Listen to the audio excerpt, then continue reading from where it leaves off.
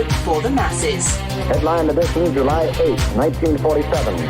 The Army Air Forces has announced that a flying disc has been found and is now in the possession of the Army. If the game is rigged, change the game. Game changer. I occasionally think how quickly our differences worldwide would vanish if we were facing an alien threat from outside this world. This is Fade to Black with your host, Jimmy Church, on the Game Changer Radio Network and KGRA, the Global Radio Alliance. I need your help to get to the year 1985. You are listening to Fade to Black with Jimmy Church on the Game Changer Network.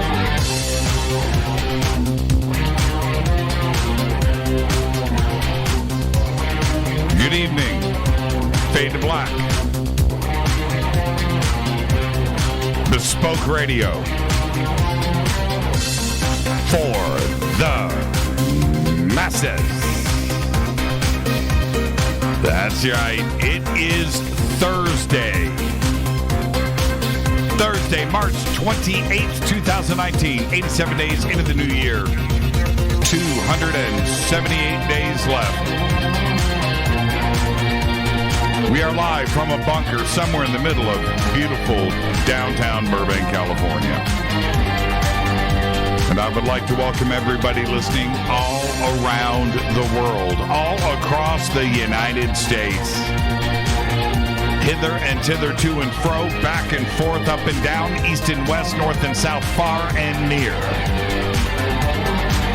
This is Fade to Black for KJCR, the Game Changer Network, and KGRA, the Planet. I am your host, Jimmy Church.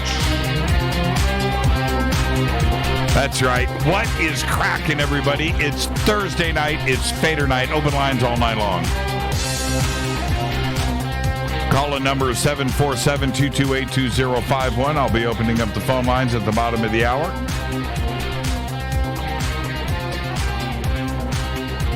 This week on the show, Billy Carson on Monday,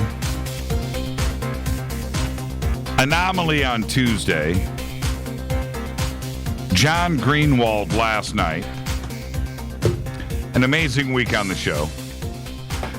Lots to talk about. Last night was a blowout show. Anomaly on Tuesday was absolutely insane. And then Billy Carson on Monday. So much to talk about tonight. We can put all of that on the table. But, of course, it's the paranormal. It's supernatural. It's UFO sightings, your experiences, contact, ET, right? Time travel. Everything is on the table tonight. It doesn't matter. You can fall into one of those categories. You certainly can. But anything is a conversation with all of you. It's my favorite night of the week. I can't wait to get to 7 p.m. Pacific time so I can sit down and crank these phones. Okay, so let's get all the stuff out of the way. Follow us on Twitter at JChurchRadio. I haven't seen at JChurchRadio, hashtag F2B. I haven't seen Twitter light up like this at the front of a show. Let's see, 1, 2, 3, 4, 5, 6, 7, 8, 9, 10, 11, 12, 13, 14, 15, 16, 17, 18, 19, 20, 21, 22, 23, 24, 25, 26, 27, 28, 29, 30 gifts in 2 minutes. That's insane. Blip, blip, blip, blip. Well done. Well done. Follow me on Twitter at JChurchRadio. Everything is Facebook and YouTube, and you can go over to jimmychurchradio.com and follow, like, and subscribe right now. You can also email throughout the show, Jimmy at jimmychurchradio.com. Okay, any questions or comments? Hashtag F2BQ. Joe Walsh.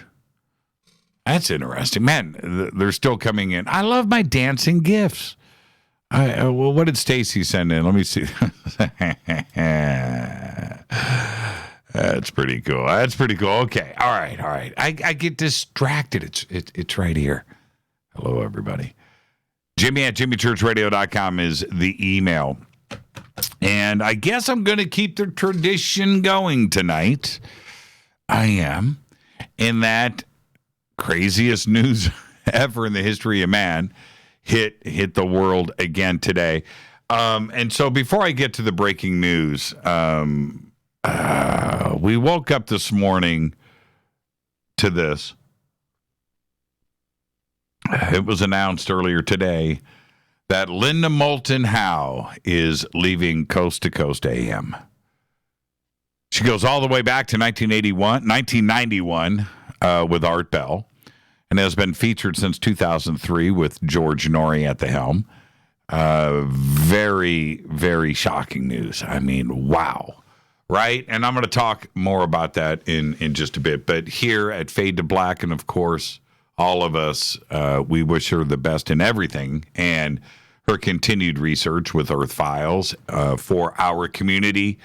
And it's a time thing. She's working on her autobiography. She's got a lot of commitments out there on the road with different live events. And, of course, what she is doing with her own show, not only here at KGRA, but YouTube, too, as well. So she's, wow, she's cranking it out. But going to miss her, on Coast to Coast. She's been there for as long as I've been, for all of us, since the beginning of Coast to Coast. So, Linda, you only make the best decisions. So, the community will always stand behind you. Okay. Also today, breaking news. Seems like I report this every single day, and I will continue. Oh, man. Here we go. NASA's planet hunting test mission has only been up there since July, right? But it's already just cranking out the exoplanets. In January, 3 exoplanet discoveries were connected to the initial observations from TESS. Now, data collected by TESS has determined a new Saturn-sized planet. The TOI is what they're calling them, the Test Object of Interest, TOI, is labeled 197.01, is considered to be a hot Saturn. It's similar in size to our very own Saturn and orbits its host star at a close distance, circulating, why can't I speak, every 14 days, which creates a high surface temperature on the planet. The planet is described in a paper that will be published in the Astronomical Journal. Now, the exoplanet is a gas giant with a radius 9 times that of Earth and about 60 times the mass of Earth. The host star is 5 billion years old and slightly heavier and larger than our sun. Pretty exciting. And I went through the numbers today, and this is just from TESS, but they're expecting another 1,500 exoplanet discoveries from TESS very soon that are already being mapped out. They have 408 that they feel confident, and this is just like immediate stuff since January. They had to get TESS set up, but 408 rocky planets. Yeah, Earth-type planets, 408. TESS, which is different from Kepler. TESS will be able to scan the entire sky, right? That's out in front of us. And, looking at ginormous portions of it for a few days at a time, doing all the math, right? But TESS will able to look at atmospheres and then send that data back to us, lock on it, confirm it, and we're talking about exoplanet confirmations happening in a day. And that's what TESS is up there doing. I cannot wait for the James Webb telescope to get up there, and that'll be in 2021. And then at that point, for us here on Earth, that's it. You're taking off the emergency brake. It is going to be lights out when it comes to exoplanets. It's going to be 10, 20, 30 a day. You watch. Right now, TESS is looking at 200,000 stars. 200,000. And you know what that is right there? Friday, March 29th, which is getting really close now because it's 10 after 7 here Pacific time. England is 8 hours ahead of us on tomorrow. Also today, Chicago demands that Jussie Smollett pay $130,000 for the cost of their investigation. Chicago wants $130,106.15 in the next 7 days. That's right. In a letter sent to Smollett in care of his attorneys, the city's corporation counsel says if Smollett doesn't pay, the city might prosecute him using Chicago's municipal code or other legal remedies. President Trump says that he has asked the DOJ and the FBI to go ahead and start their investigation into Smollett. Yeah. And Smollett's attorneys today responded with, "We're not scared of the FBI." That's what they literally said. We don't care about the feds. So there you go. Now, are you ready? You may not have heard about this, but it's called the Chiolima Civil Defense, the CCD. They're the mysterious organization committed to overthrowing Kim Jong Fatty Fat's North Korea's regime. That's right. And they claimed responsibility for the raid on a North Korean embassy in Madrid last month. They went in, tied everybody up. That's right. They did. They got past the guards and stole a bunch of computers and hard drives and then got the heck out of there. The question is, where are those computers and hard drives right now? And I would bet, a betting man would, that the United States now has those. But they announced on its website today that it was temporarily shutting down its operations due to shows like this. That's right. The media. Well, you know, I never said who they were. I talked about it. Never said who they were. I wanted to protect that. But, and as a matter of fact, I only mentioned it in passing. I didn't want to give them the coverage. I was watching a couple of videos. I was like, wow, this is pretty heavy stuff. And how come we haven't heard about it before? Well, they didn't want media coverage. And they didn't. You remember when Kim Fatty Fat killed his brother? It was like in Singapore or Indonesia. I forget what airport it was. But remember with the toxins? Took him down in the airport, right? And the two ladies that went up to him and like brushed him, and that was it. He was dead shortly after that. Well, anyway, his son, who is the nephew of Kim Fatty Fat, is being protected by this group, this CCD, and they released a couple of videos. And so I thought, you know, let's keep that on the down low. But the media picked up on it and started covering everything over the last couple of weeks. Since February, nobody knew who did the raid on the Madrid North Korean embassy. I can't move my chair. And nobody knew, and then it was revealed. I thought that was kind of uncool. But anyway, that's it. They're shutting down operations. I have the feeling they're going to keep moving forward, but there ain't going to be no Twitter account from here on out. I think they had a YouTube channel, too, as well as their website.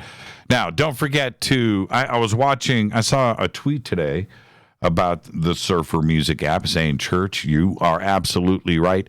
Get the Surfer streaming music app. It's available free for download. Just go over to jimmychurchradio.com. Click on the Surfer banner. It will take you straight to Surfer. That's surfr.fm, their little website. And that's it. You just download it right there, and you're done. You're off to the races. Super easy, super fun, easy. No privacy, no email, no registering. All you do is download and start listening. It's very simple. Check it out today. That is the Surfer, SURFR music streaming app. Our next event is coming up. It is Contact in the Desert, May 31st through June 3rd in Indian Wells, Palm Springs, California, at the Renaissance Resort. and Spa. Tickets and info are at contactinthedesert.com. Then coming up right after that is our 2019 Soul Tech 2.0. Soul Tech 2.0 over the July 4th weekend at the Sunrise Ranch in beautiful Loveland, Colorado. Sign up for tickets and info at soultechgathering.com. We also have, Rita, is this it right here? I'm looking at your Twitter feed. Rita should text me. Let me get this up right now. You can go and it's right here. I got it, Rita. Don't worry about it. I'll retweet. Thanks. Go get on our Facebook page. We have a Soul Tech official page. I've just put it up right there. We just launched it yesterday. Okay, so go and check it out. It's Facebook, Soul Tech official. I believe that's where it's at.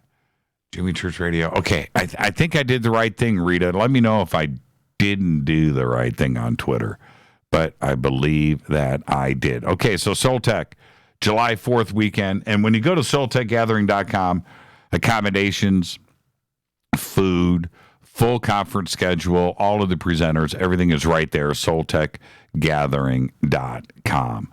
Okay, where am I at? Don't forget to subscribe to our podcast.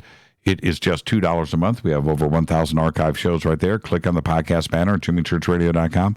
You can also become a Fadernight in our membership section on the site. And don't forget all of our sponsors here, like Life Change Tea, Ancient Life Oil. Man, I want to thank Ronnie for all of his support and everything that he did for us earlier this week. Thank you so much, Ronnie. You're absolutely amazing. And go to lifechangetea.com. Go to the specials page. It's right there. And I think you get free shipping with the promo code, is it Fader? Oh, man. The promo code is at jimmychurchradio.com. And, of course, River Moon Coffee, makers of the Fade to Black blend, Hoffman's Optics. They make the best night vision in the world. They're going to be at Contact in the Desert, by the way. And you'll be able to check out the new Deep Blue, the Jimmy Church model night vision goggles at Hoffman's Optics. Okay, where am I at? Happy birthday to today. Vince Vaughn is 49 years old and used to be funny. I don't know, but I like Vince. Happy birthday, Vince. He's 49 years old. On this day in history, 1979, it went down at 4 a.m. in the morning. 1979, the worst accident in the history of the United States nuclear power industry begins when a pressure valve in the Unit 2 reactor at 3 Mile Island fails to close. That's right. I was down in Panama when that went down, and I remember getting the news, and it was so strange being down in Panama because the news was delayed. We had the nightly news, but nobody watched it. It was like Armed Forces Network, and that was on and whatever, and I don't ever remember being home for the news or watching it ever. So we didn't have the news. And of course, obviously there was no internet. We didn't have cable television, nothing like that down there. So everything was delayed. And the news, if you pursued it, imagine living like this, would be the Miami Herald, which that newspaper was printed in Miami and then flown in on airplanes and then was available. So, but that meant that the news was like hours, if not a day behind, right? And I got the news about 3 Mile Island. My memory says I got it via Time magazine like 2 weeks later. I remember it. And reading about it, I was like, holy crap. It's a good thing I'm down here in Panama. But it was a huge story, and I didn't get the news. I didn't get it. I got it like 2 weeks later. Just imagine that for a second. No, I don't even remember anybody talking about it. Yeah, that's right. 1979, March. Fader fact, the International Space Station is only 253 miles away from Earth. And if you do the calculations, That's nearly half the distance between Washington and Boston. 253 miles. The distance between, it's like here in Vegas, right? I don't even know how many miles it is to Vegas, but it's around 253 miles. There you go. Tonight's another Fader night. Open lines all night long. 747-228-2051. And if you are on hold already, yes, I'm bringing them in. I normally open up the phone lines here in a few minutes. But if you're on hold, stay right there. 747-228-2051. So I wanted to talk a little bit, if I could, about talk radio and what it takes to put on a show, right? And it's a difficult thing. And I go back to the original shows from Coast to Coast and what got me going there, which included, large parts of this community and what it was, right? And and this is the truth, because we all look at Art Bell back then, and even going back to like Long John Nebel and everything, but I want to talk about Linda Moulton Howe. And so you go back to those original days of Art Bell, and today there's a general confusion about where Art was coming from back then. Art wasn't, and I know this because I listened to all the early shows, and I listened, the more that today, if you go back and listen to the shows from 92, 93, 94, if you go back and listen to those, one of the interesting things is that today it is thought that Art knew and studied the UFO subject and the paranormal and ghosts. And you go back and listen to those shows and you find out something. He didn't, right? He caused us to go and do the research. That is absolutely for sure. He created a generation of researchers and authors and so forth. But if you go back, the reason why Coast to Coast was so successful was Art was making the discoveries and asking questions and learning as he broadcast. You go back and you listen to all those shows with Bob Lazar. Go back and listen to those shows with all the guests that were talking about Roswell. Right? Go back and listen. Art was learning, and so did we. And he would bring on guest after guest and lock us down overnight. And when you go back and you consider the Stanton Friedman interviews or the fantastic phone calls and Don Schmidt and of course Bob Lazar, but Linda Moulton Howe, Richard Hoagland, right? And the way that stuff was presented to Art forced Art to ask questions, right? The trip, the journey that happened overnight, and Linda was brought into all of our homes. 28 years, right, of Linda Moulton Howe.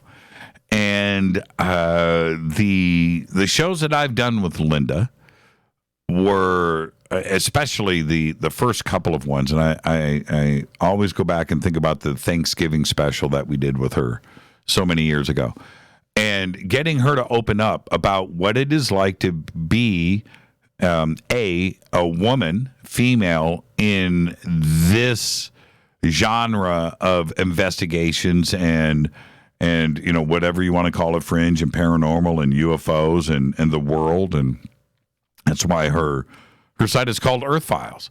And so anything that she wanted to go after, she did. And she did it, with us on Coast to Coast and would bring us all of those amazing things. And the shows that I did with her, for me, were easy. Broadcasting every single night is hard.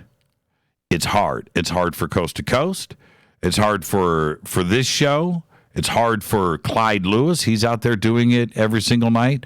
To bring everything out every single night and keep everybody engaged, keep myself engaged, right? And that's where the magic is. And that's why I appreciate what Art did so early on, because he was figuring things out, and we figured it out with him.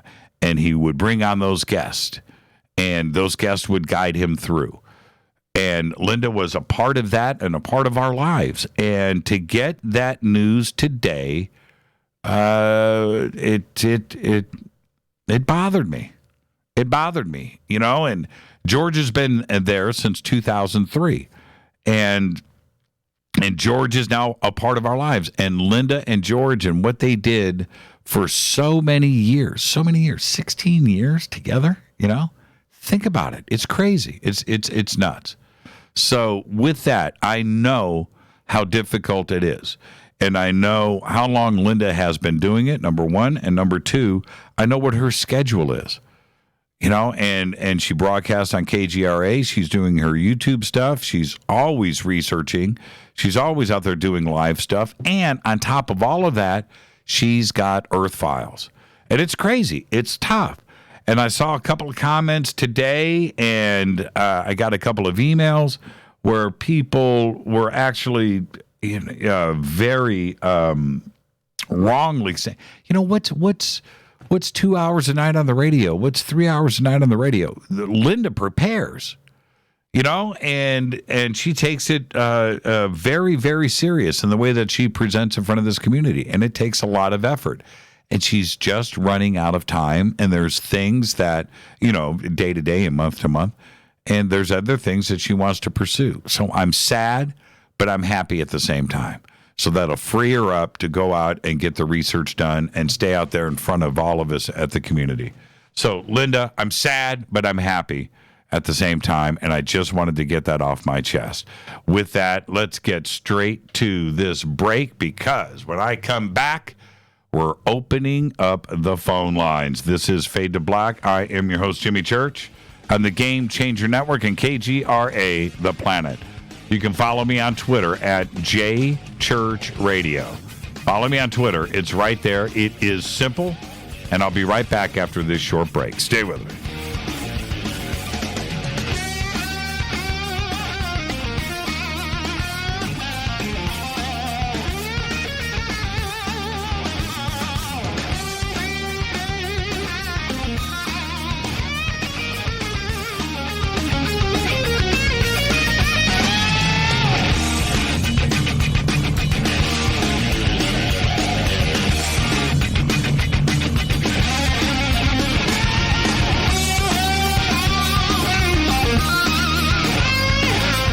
This is Nicole Church, daughter of you-know-who, and you're listening to Fade to Black on JimmyChurchRadio.com and the Game Changer Network.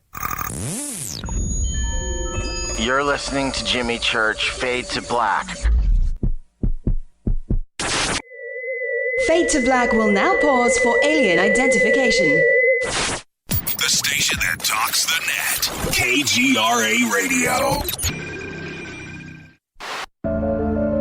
When you take the beans from Central America with dashes of Indonesian and African mixed in and then roast it to the dark side of Fade to Black, you create the ultimate brew of fringe. Introducing the Fade to Black blend from Rivermoon Coffee. Yes, Rivermoon's darkest customized roast was created for the love of Fade to Black. The alchemy of masterful roasting and smoking the beans is in every sip of this full-bodied, dark Java. I need my coffee dark, deep, with distinct bittersweet chocolate highlights, just like the bunker. Leaning further into the darkness of the roast is Fade to Black Blend from River Moon Coffee. Just click on the banner at jimmychurchradio.com and use the promo code F2BBLEND for 15% off of your order today.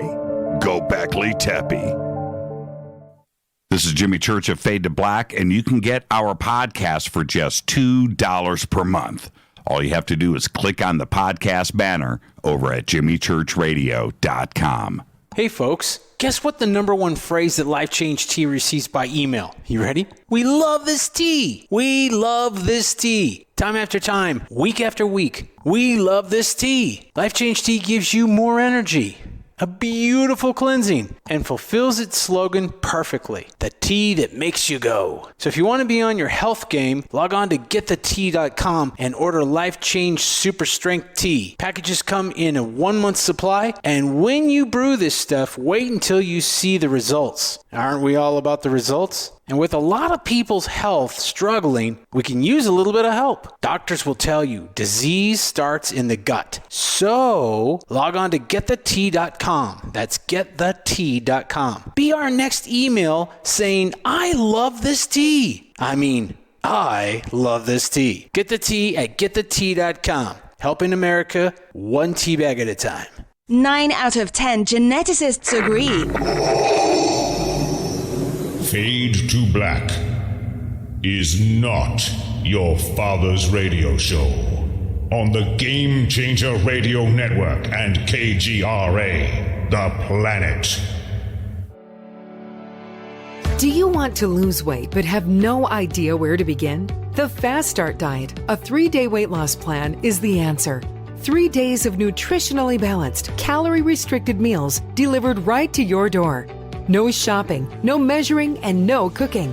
Everything is prepared for you and ready to eat at home or on the go. The Fast Start Diet has all the amazing benefits of intermittent fasting without starving. We've helped thousands of people who have struggled to reach their weight loss goals. Isn't it time we helped you? With the Fast Start Diet, you'll lose weight and feel great. Find Fast Start Diet on Amazon or go to faststartdiet.com and use promo code TALK to get 10% off your first box. And as a special bonus, Fast Start will include their #1 rated Lipo-3 appetite suppressant spray free with your order. This is Jimmy Church. And whatever your diet plans are, do what I did. Go to faststartdiet.com. Hi, this is Rob Reiner from Anvil, and you're listening to JimmyChurchRadio.com. What's up? I'm Chris. What up? This is Kyle Massey, and you're listening to Jimmy Church Radio.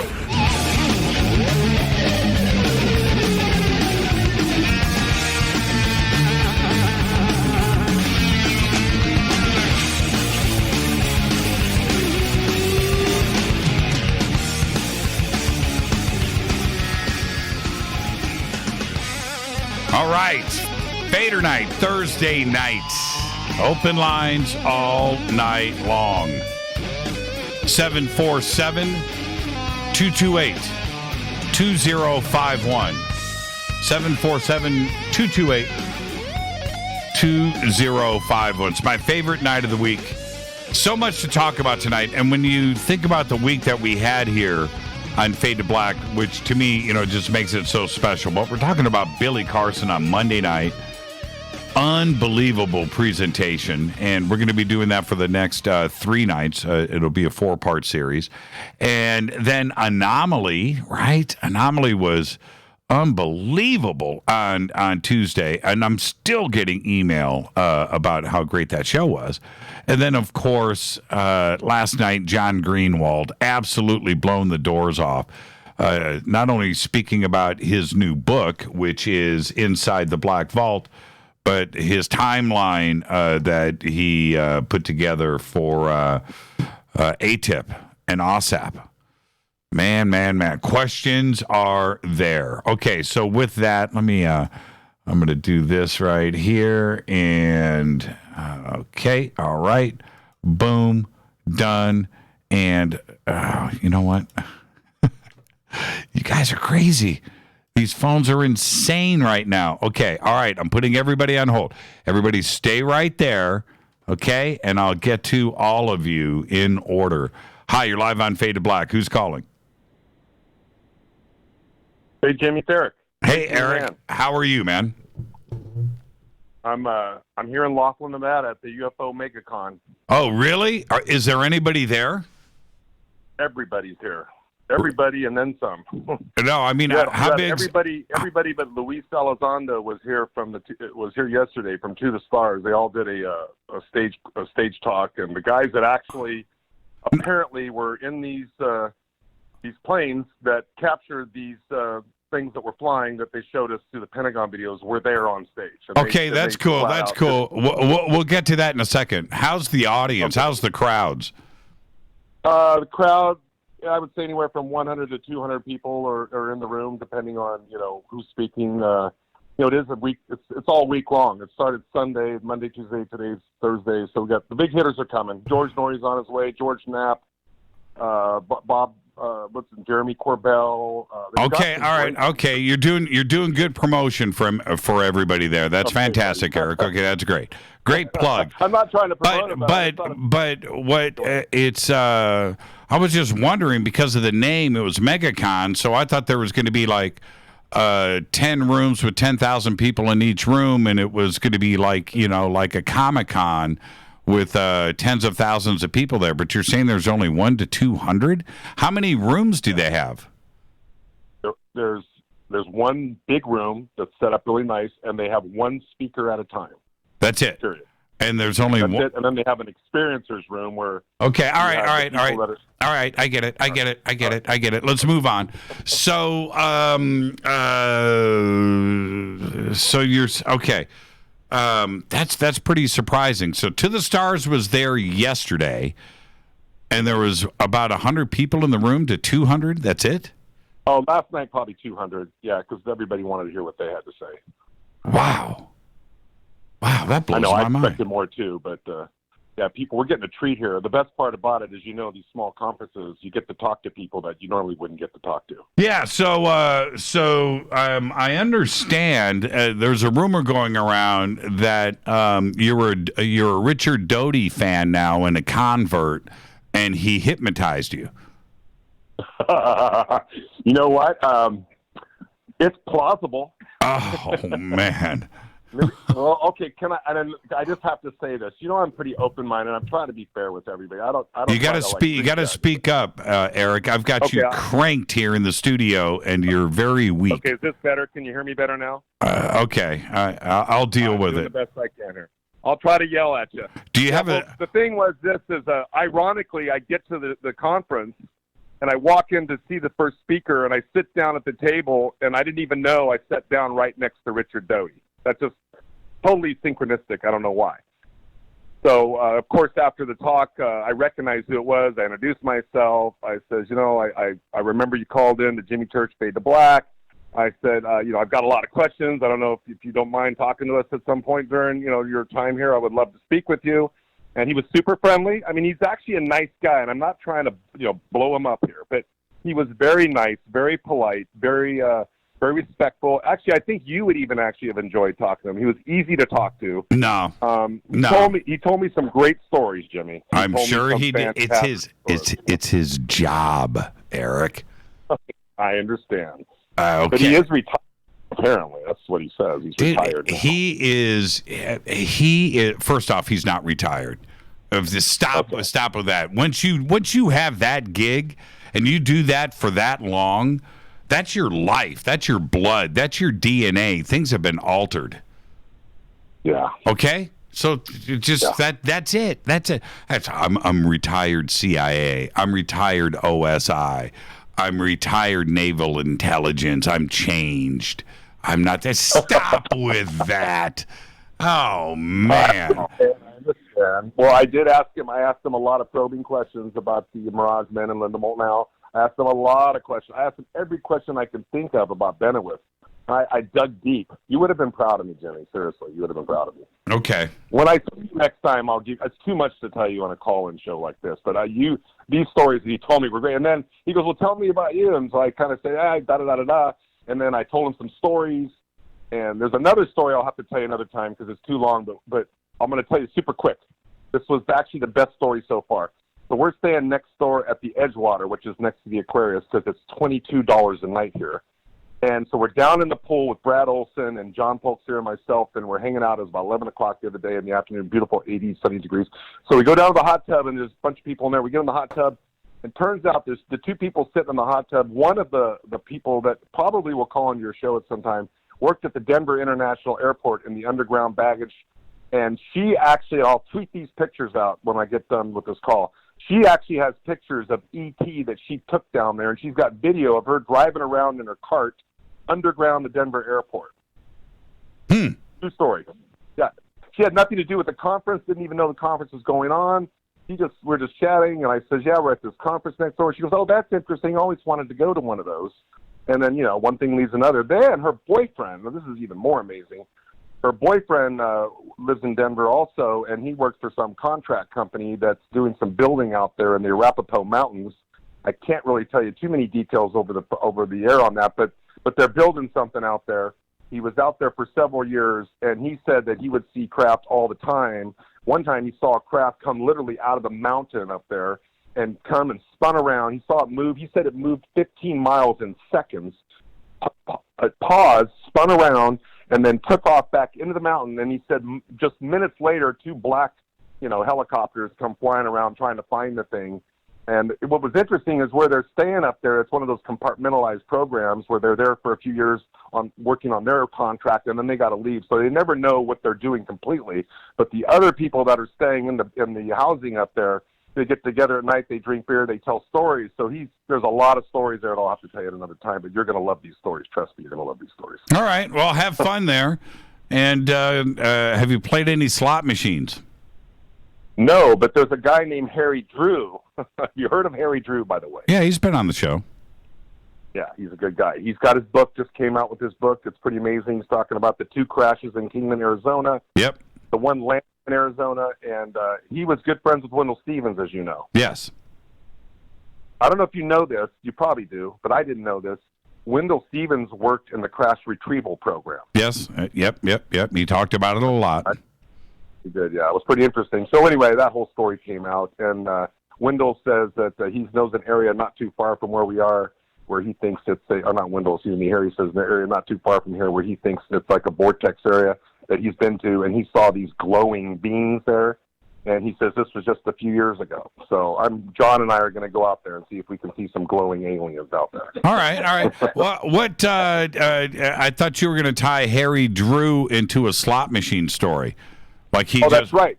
So this is okay. Long story short, Harry Drew is also an experiencer. Although he doesn't talk about it, and it's not his book. I got to spend about 3 hours with him today, actually. And he's an experiencer, and he says that he has this ability. He doesn't really know how he has this ability, but he can walk into a casino and sense which machines are hot, what's going to pop. And he says that every time he hasn't done it in 6 years, he said. But there was a period of time there we can walk in and he was constantly winning all the time, and they would watch him. And they would comp him rooms. He says, yeah, they wanted their money back. So they give me a 30-day comp on the room, they'll give me a suite, give me all my food and drinks, but I just kept winning. So eventually they wanted me to leave. But he told a funny story. One time he was sitting at this one slot machine, and there was a lady next to him, and she was playing the slot machine, and she's losing. So she says to Harry, oh, I'm done with this. I'm out of here. Harry says, no, don't leave yet.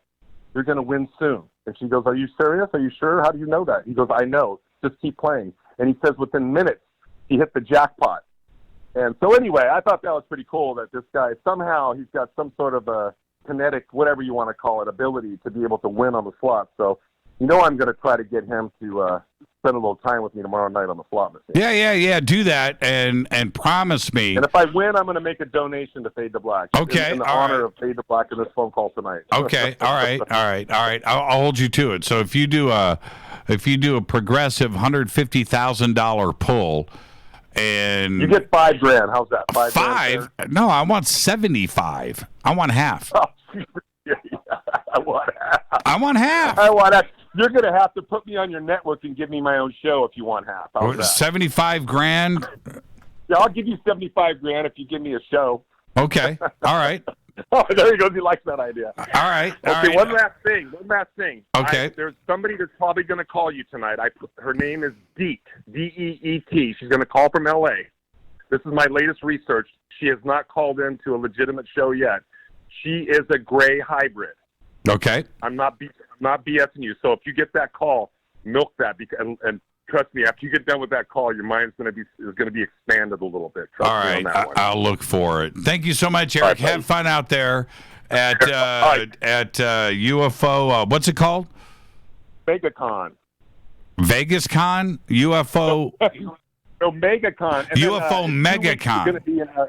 And we're going to be in Vegas in 2 weeks at the 5D with Brad Olson. And I got another story I'll tell you next time I tell you. We'll call you from there, but there's some stuff going on out there. It's a little alien, and out in that area, we're going to be having some fun out there. Okay, man. Have fun out there and in Laughlin, and tell everybody. I've got your shirt. I'm saving your shirt for tomorrow night for the big party. So I got the Fade to Black shirt and hat. I haven't busted it out yet, but it's getting busted out tomorrow night. Oh, man. Thank you so much, man. Too, so you know I'm not BSing. Hey, man. You know we love you, Eric. Have fun out there, okay? All right, take it easy. I'll talk to you. Eric, Awakening Man, out there he's in Laughlin, Nevada at the UFO MegaCon,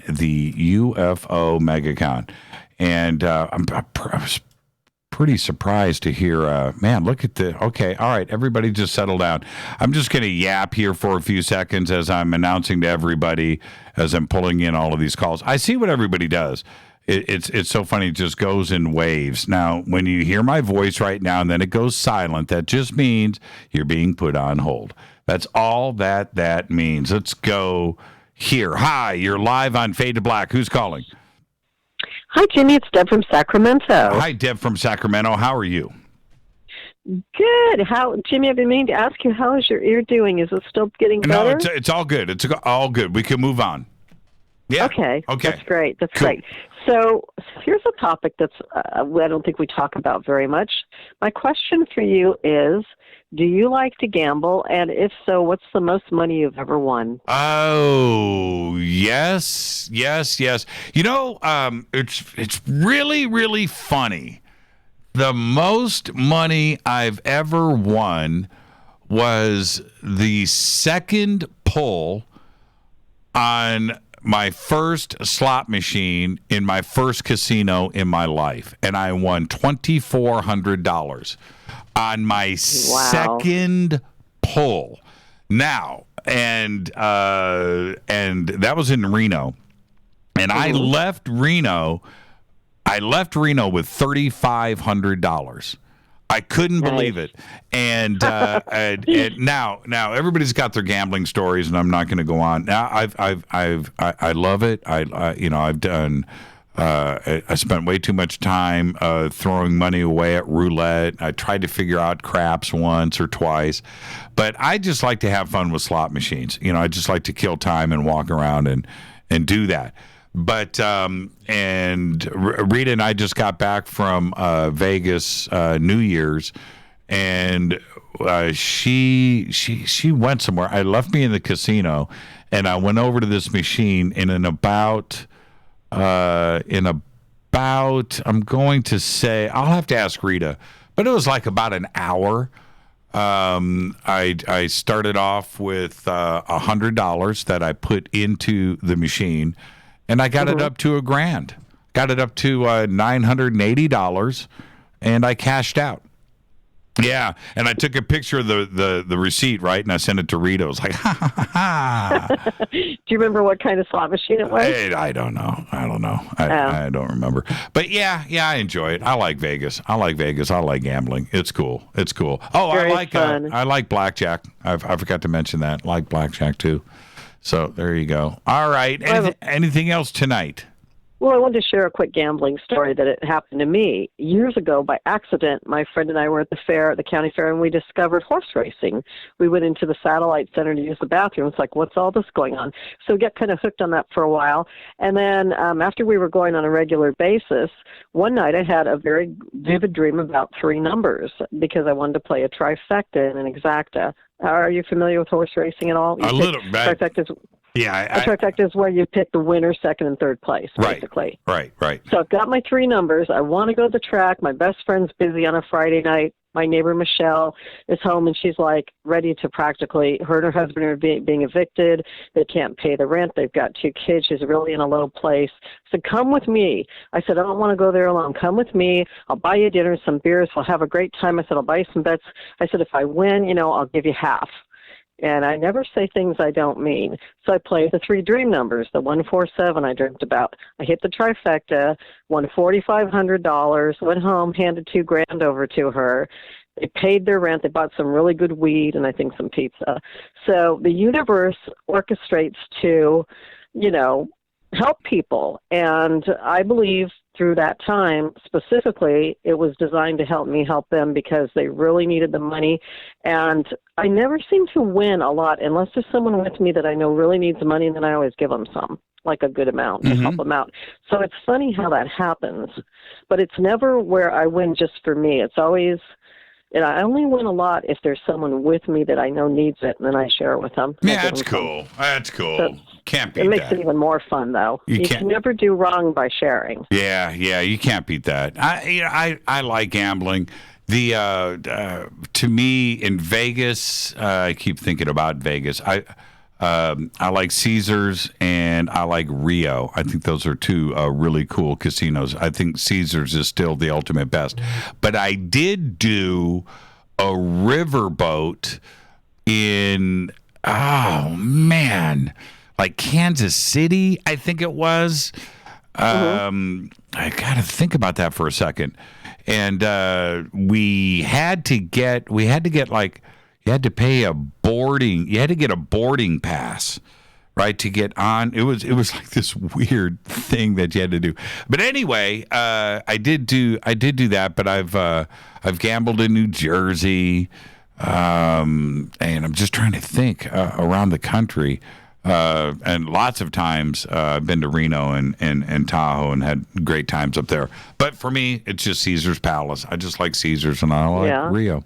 So there you go. The first machine you hit the big one on, was it do you remember if it was a dollar machine or a quarter machine? It was a dollar machine. I went up. Okay. We got to Reno at 2:00 in the morning, and we went to, it was Harvey's, and we had to meet somebody there. And so we go in, and my friend that I drove up from L.A. with, he's going to go and grab this friend of his that we needed to meet. So I wound around. I've never been in a casino, and I walked up to this machine, and I got a roll of $20 from a change person, and I'm looking in, it was like $2, so I put $2 in the machine, and I pulled the lever. I didn't know what I was doing. I put in $2 more, and jackpot. And the casino was kind of empty. And there was a lady next to me, an older lady, like in her 70s. She goes, "I was playing that machine all day today." Right? Oh no! And so they anyway, always say that. I don't even know what's going on, right? And she goes, "You won $2,400," and I thought she was joking. And I really, and the floor manager comes up and the change guy and they put the key in the machine, and I'm just standing back. I'm going, what? And it gave me like $500 in dollars, right? In silver dollars in buckets. Yep. So I got like 4 buckets of money or something, if my memory's right. And then they count out the rest in $100 bills. And there was this little change guy. He was like 20 years old. And he comes up to me and he goes, "Hey, man, get out of the casino now." That's right. And I was like, "What?" He goes, do not, just leave." He whispered it to me. So I took the money and I walked away. I remember they made me put in like another $1 into the machine to reset it. And I did that, and I just walked around the casino. We left a few minutes later. And I came back the next day just cocky, walking around, $100 on red. Win. It feels like magic when it happens like that. You really feel like that's magic. It's like a miracle. I went back to L.A. I think I got to Reno with like $100 in my pocket, and I wasn't even planning on gambling. We were up there for some other stuff, but But we drove back to L.A. and I had $3,500 in my pocket. It was great. I'm rich, bitch. It was great. It was I was a lot of fun to be around in Los Angeles right after that. All right, Deb. Okay, Jimmy. I better let you go. Lots of calls. Have a great night. Take care. Have a great weekend. You too. Okay, thanks. Bye. Deb from Sacramento. And with that, let's see here. I'm going to go here next. If you're on hold, stay right there. This is Fade to Black. It is Thursday night. It is Fadernight. Open lines all night long. 747-228-2051. 747-228-2051. This is Fade to Black on the Game Changer Network and KGRA, The Planet. I'm your host, Jimmy Church. It's Fadernight. It's Thursday. Your conversations all night long. I'll be right back after this short break. Stay with us.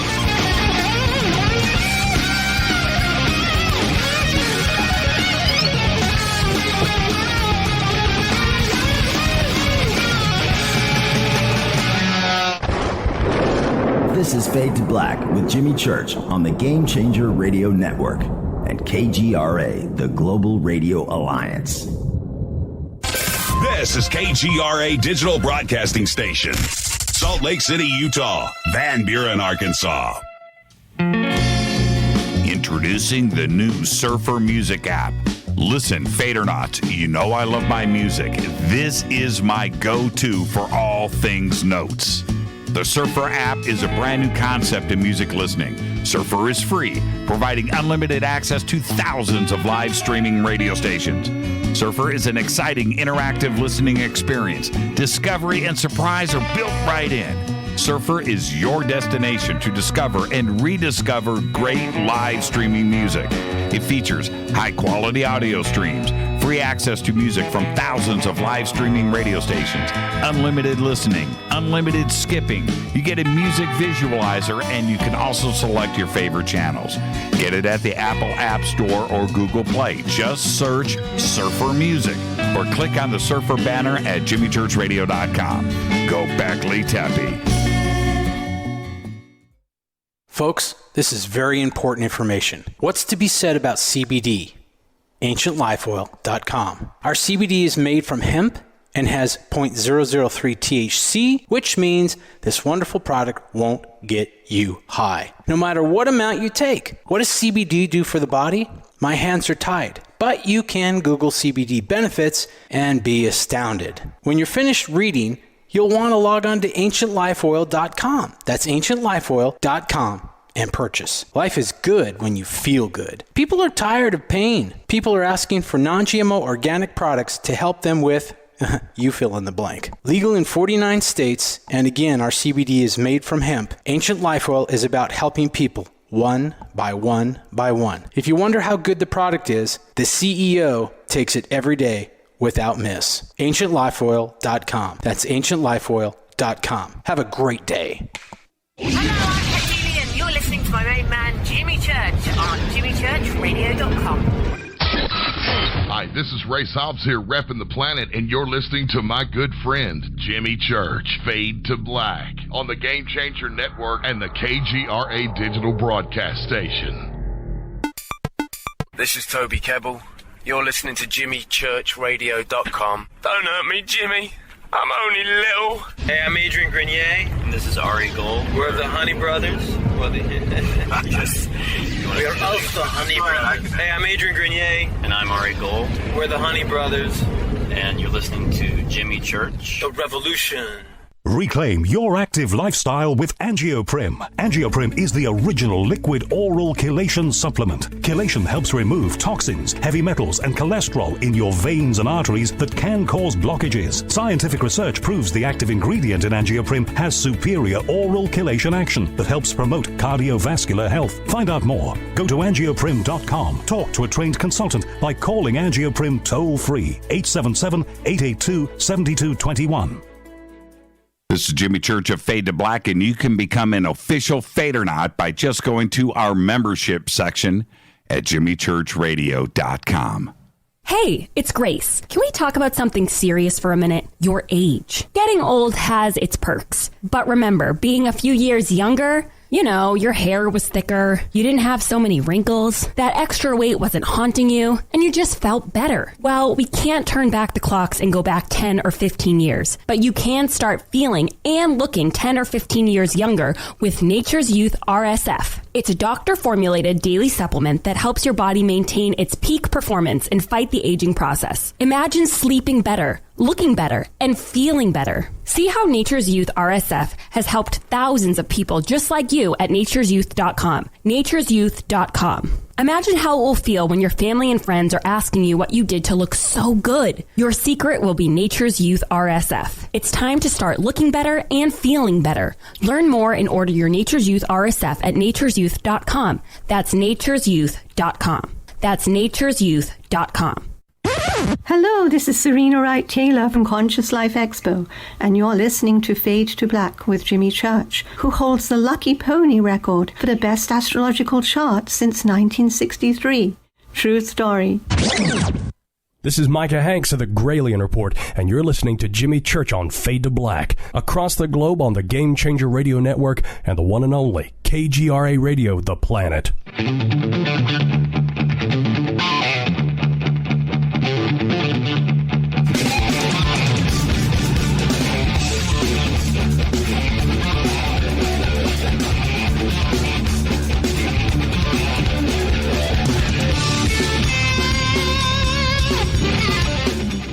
Welcome back. Fade to Black, Thursday night, Fadernight. Open lines all night long. Great calls already tonight. Eric, awakening man, hanging out with Richard Doty. That was worth the price of admission tonight, kids, isn't it? All right, let's go back to the phones. Hi, you're live on Fade to Black. Who's calling? This is Dan. Hi, Dan. Where are you calling from? Kalamazoo, Michigan. Kalamazoo? Yeah, I talked to you on the art show. I know you spent some time here when you were younger. Yeah. I lived in Kalamazoo. Yep, I sure did. Right above Western Michigan. Right there. Yeah. Redwood Drive. So there you go. Yeah, okay. Look it up. Okay. Well, yeah, so where I'm at is like, just think I'm into your show. Okay, you need to, Dan, you need to speak up into your phone, man. Okay. Hello? Can you hear me? Okay, let's give it another shot. Okay, say that again. Yeah, I mean, since I've been listening to your show, I've been like Giorgio Stokino said there are no gods, and it just kind of set me free. And from there, I just been kind of like really tuned in, you know? Well, thank you for that. And what kind of guitar picks do you use? I got some heavy ones. I graduated from the film pick. Okay, Dan, I can barely hear you, and that means if I can barely hear you, the audience can't hear you either. So, okay, can you hear me now? Yeah, can you hear me now? That's better. Okay, I'm sorry, I had you on speaker. Okay, now, what was the question? What kind of guitar picks do you use? Oh, what kind of guitar picks? I like Fender mediums. That's what I like. Okay, do you use the turtle shell, or do you use the regular? Yeah, nope, I like those, the tortoise shell, and they're slick, but I'll tell you a secret, okay? And I'll hold one up here now. I don't have, here you go. Okay, so here's a green Fender tortoise shell, right? Okay. And I'm holding it up to the camera, and what I do is I sharpen them, and I sharpen them on carpet. See, so I get this. Wow. I get this. I'm holding it up. See that point that's on? Mm-hmm. So, like, here is a regular. I'll hold up a regular pick, and it doesn't matter what it is, right? There's a regular pick. You see the round end, right? Now, watch this. I'm going to do this live on the camera. This is 2 rubs on the carpet on each side. See how round it is? Okay, so then I do this. I'll bring. Okay, I go down on the carpet. And then you do this. 1, 2 on one side. You flip it over. 1, 2. That's it. Now Now look at the camera. It's sharpened. Look at that. Wow. Just like that. The thistles. On carpet. And so I sharpen all of my picks like that. And And that is my trick. And that is no joke. Look at that. It's like this. 1, 2, turn the pick around. 1, 2 on your carpeting, and it sharpens the picks. And look at it. It's like an arrowhead. And that was rounded like a regular pick. So that's what I do. That's my secret with my guitar picks, Dan. Cool. Pretty cool, huh? Have you ever heard any stories about having more like intimate encounters with extraterrestrials? I have no idea what you're referring to, but it sounds like you're going into a zone on a family show that we probably shouldn't do. Okay. I'll probably want to talk about that then. I'm sorry. It's okay. It's okay. We'll leave that to everybody's imagination. About it too much anyway, but okay. Yeah. Right. What kind of guitar do you play? I just got a Fender Squier. I was thinking about getting a Mexican Strat. Is that a Mexican Strat behind you? No. No. This one, that is an American. Here, I'll show you the back. It says AM right there. See that? AM. This is an American Strat. Ooh, that's nice. Yeah, that's pretty cool. I can't decide between. I got the HSS set up. I kind of like it. But I was thinking about single coils. I'm kind of thinking about getting an Epiphone. I just got a PV. I tell you what I really like is this PV Bandit I just picked up. Yeah, PV Bandits are cool. We've all had one of those over the years. And this Strat, since we're talking music, Seymour Duncan is sending me some Yngwie Malmsteen pickups that I'm going to put in there. And it's going to sound great, but I'm going to change the pickup covers on it. So I'm going to take the Seymour Duncan YJMs off, and I'll keep it stock looking. So everybody's going to go, man, that sounds amazing. And the SRV I'm not going to touch, but there you go. So that's all stock. And then I've got another. I've got there. Yeah. And then over on this wall, I have 2 more Strats. I have a red one and a blue one. And both Americans, both stock. But I think I'm going to go YJMs in those, and the Jackson over here. And then there's some other stuff. What I will do next week on the show, maybe I'll break out all the guitars and maybe we'll talk about it, because I love talking guitars. I love talking guitars and UFOs. UFOs and guitars, man. It's perfect. You ever do anything with like a P90 pickups? I know the Les Paul has the P90s. Some of them. Some of them do. This Les Paul here has the classic 58 humbuckers in it. This one here, but the going back to that, I had a Les Paul Jr. that had P90s in it, and that guitar, which I traded away my senior year in high school, and I wish that guitar, those P90s had a sound, and I can't believe I did that, but I wanted humbuckers, and I traded that away, and I traded that away for an Ibanez Artist, an AR-50 black, and that's the guitar that got away from me. That original Ibanez, made in Japan, 1980 AR-50, was one of the sweetest guitars I've ever played or sounded in my life, and I traded that thing away. And they're going for big dollars today. And, I regret that. Well, listen, Dan, have a great night, man, and keep picking, okay? Thank you, sir. For sure. Thanks a lot. See you out there in Burbank, or contact in the desert one of these days. You got it, man. I'll see you out there for sure. Thanks, Dan. Bye. Thanks, Dan. Guitars and UFOs. Does it get any better than that? Does it get any better than guitars and UFOs? It just doesn't. And you can get me sidetracked really, really, really quick when we get into that discussion. Stay on the phones. Hi, you're live on Fade to Black. Who's calling? Hi, this is Angie Reedy from Huntington Beach, California. Hi, Angie. How are you? I'm fine. How are you? I'm doing fantastic. What's on your mind tonight? I wanted to know if you like the dual rectifier Mesa Boogies over the Marshalls. Really? Okay, 2 different sounds though.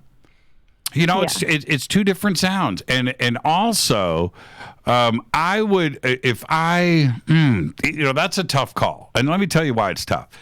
if the dual rectifier is a little more versatile, okay, you can get a lot of different.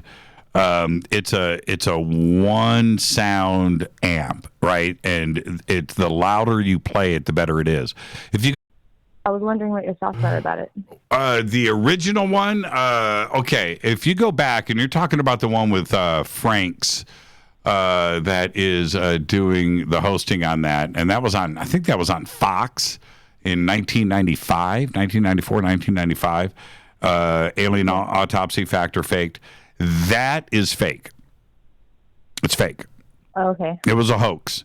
And I wanted it to be real. I watched it on TV. I bought the videotape. I did all of that.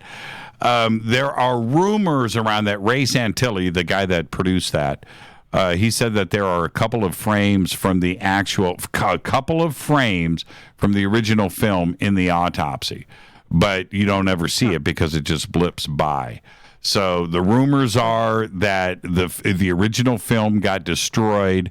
He watched the film, so he recreated the film. This is Ray himself, the guy that made that documentary that you're talking about, that he recreated it in his friend's apartment to make it look like what he saw originally on the film.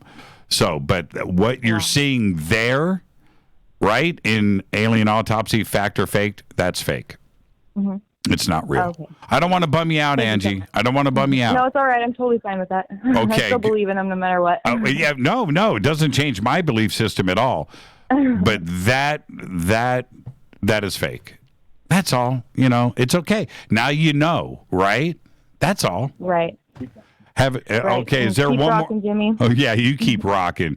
Dual rectifier. Somebody's a dual rectifier player there, and I love it. Thank you so much. All right. Have a good night. That's a great. What is it? It's all guitars tonight on Faded Black. Guitars and UFOs, right? Mesa Boogie dual rectifier versus Marshall question, and is the alien autopsy real? You gotta love it. Hi, you're live on Faded Black. Who's calling? Jimmy, Avalanche Bob, how you doing? Hey, Avalanche, how are you? You got to turn down in the background. I'm doing, I am right now, yeah. Are you in a bar? No, that was my boombox. Oh, okay. All right. Yeah, Jimmy Church, raising his voice throughout the land. Everybody knows who he's the man. He's shining a light in the night. Everything's going to make everything right. Everybody's not in the lurch because of Jimmy Church. Yay! Yeah, man. Thank you, Avalanche. I didn't expect that I was going to come in there with that right away. Cause, how you doing, Jim? I'm doing good, Avalanche. How are you, man? Yeah, man. Things are going pretty good for me right now. I might get a commercial for a big company. I don't want to say it right now, but it looks very good. And I've got a lot of important people working with me because I want to get the recognition for these snowboarders that they deserve. They deserve it. They do. It's one of the most exciting sports on earth. That's right. You know that? And I mean, these guys are flying, man. They're flying. Absolutely. Right? Avalanche. Who's the commercial for? Is it like for Verizon or something like that? Is it big time? Red Bull.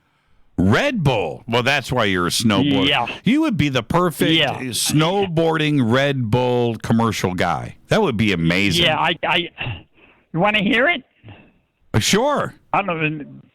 You sure? Well, I mean, how are you going to do it? I'll sing it for you. Why? Yeah, sing it. Sing it right now.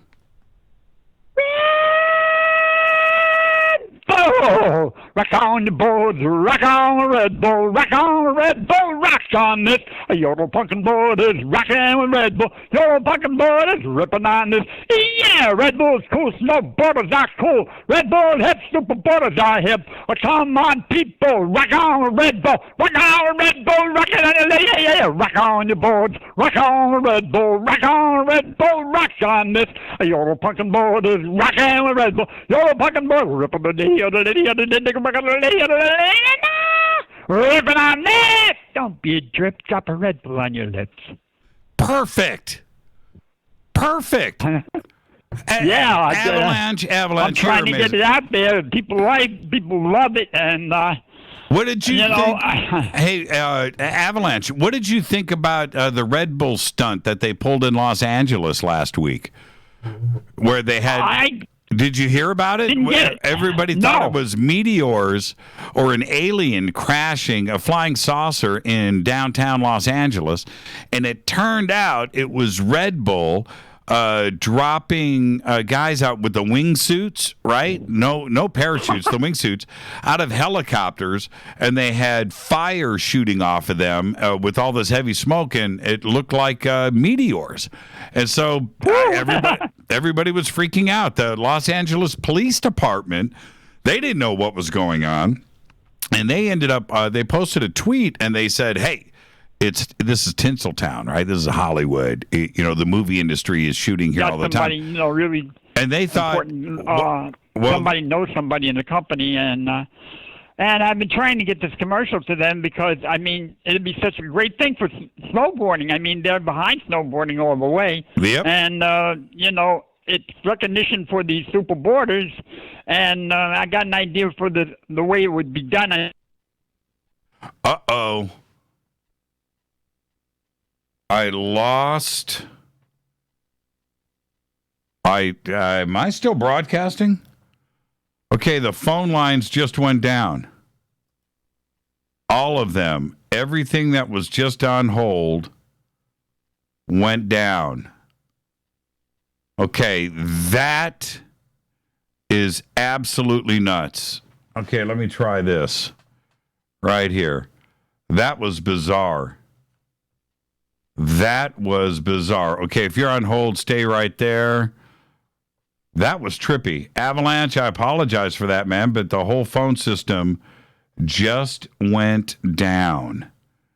And I don't know what to do with that. So I'm going to reset, and I'm watching everybody here.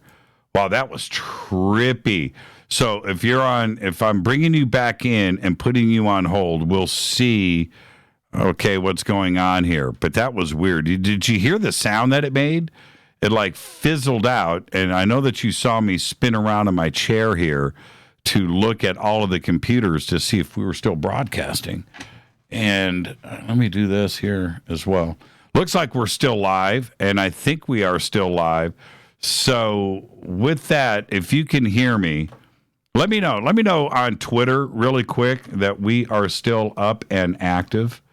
Wow, that was disturbing. Okay, I should have everybody on hold right now. Okay, that was trippy. Okay, let's go here. Hi, you're live on Fade to Black. Who's this? This is Chloe. Hi, Chloe. Were you on hold? Yeah. Yeah, and everything just died, didn't it? Yeah. Well, I don't know. I didn't hear anything die. I was trying to get this thing turned off. Okay, that's okay, Chloe. But turn me down in the background, please. Yeah, I'm trying. I don't know how to turn off that phone. Okay. It's not my phone. Hang up. Then I'll take it in the other room. Okay. I'm going to take it in the other room. Chloe, we're live. Chloe, we're live on the air now. We got to do this. Okay. I wanted to tell you about some of the things that happened in the Peoria house in Arizona when we used to live there. Okay. Do you have me on speaker or something? Okay. Wow. Is that better? Okay, that's better. Okay. Peoria house. What happened? Well, I've had experiences my entire life, and it seemed to escalate when we moved into that house. And there was more activity in that house than anywhere else we've ever lived. The Peoria house is the house where the spheres appeared, and my husband and I encountered, which moved through me. It's also the house that when we walked out, we were out back one night.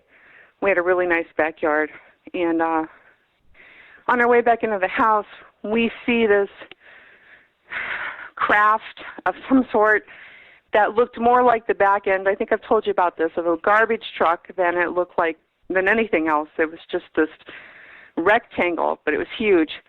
It was only about maybe 100 feet above the house. I think it was probably lower than that.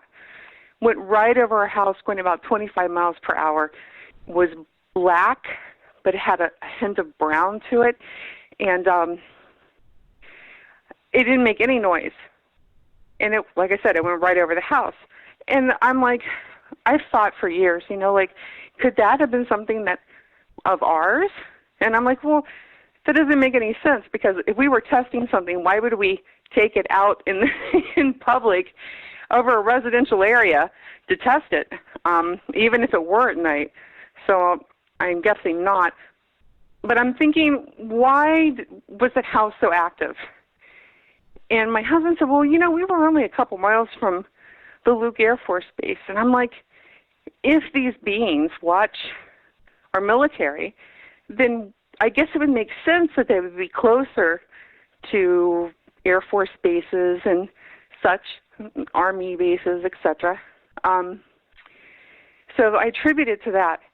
But when we moved into the house, within the first few weeks, we had these owls that would sit up on the power line.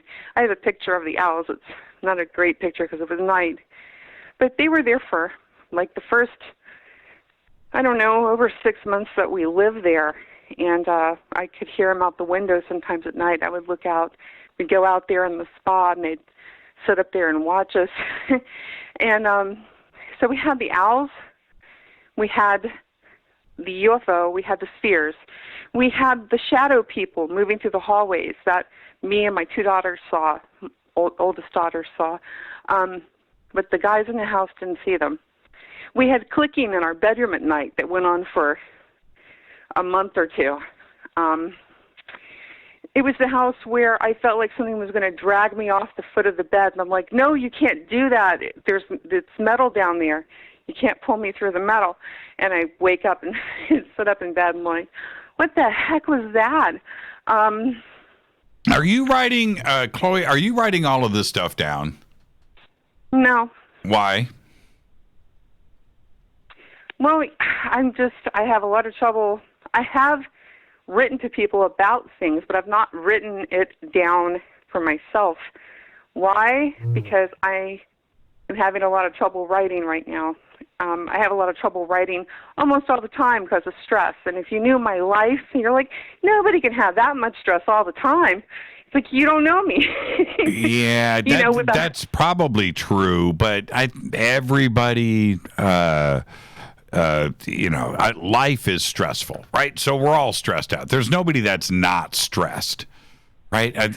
When your spouse has an illness or illnesses that come close to death repeatedly in your marriage, you have two daughters, one who makes trouble, one who ends up in trouble because of somebody else and the way they treat her, and you have an autistic child, and you have, it's just like one thing after another.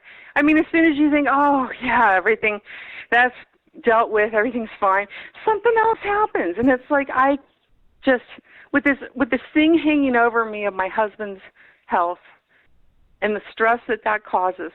Well, okay, I get that, Chloe. I do. But my concern is that you've had so much contact, so many experiences that before they get away from you, or it's it needs to be documented. Get your thoughts out and start when you're 2 years old, your first memory, and just start. And you can expand on it later. You can expand on it in 5 years. But just just sit down. You could do so much in a couple of hours if you just went, okay, this is when I was 2, this is when I was 3, this is when I was 20, this is when I was 25. Okay. And I've done that. I've done written down little things like the footsteps in the hallway. I mean, I've just written down things really quickly so that later I can go back and I could expand on it if I have the opportunity to do that. But that's why I've been trying to get someone to document it, help me document it, because, I mean, it would take 4 hours probably for me to say everything that we've experienced. Plus there's the psychic things, that. It's not like, oh, she kind of guessed that somebody was going to wear red at a party. It's not like that. I mean, it is exact, pinpoint, perfect. I mean, if it were just a coincidence, be like, oh, that's a coincidence. These aren't things that are coincidence. These are things that are just like, wow, how did you do that? It's like, because I either just totally knew, like precognitive, absolutely knew, or I was given a vision, or I was told. And it's kind of like Deb having a dream. She had a dream about these 3 numbers, and they were perfect. It's like, where does that come from? Right. Right. So it comes from somewhere. And my whole life has been just all of these things, and lately just with little things. It's almost like, do I still have these abilities? Can I still do this? And lately, this tiny little things, they're insignificant, and yet it's like, I'll guess something, and it'll be right. And I'm like, well, maybe I'm still precognitive, but...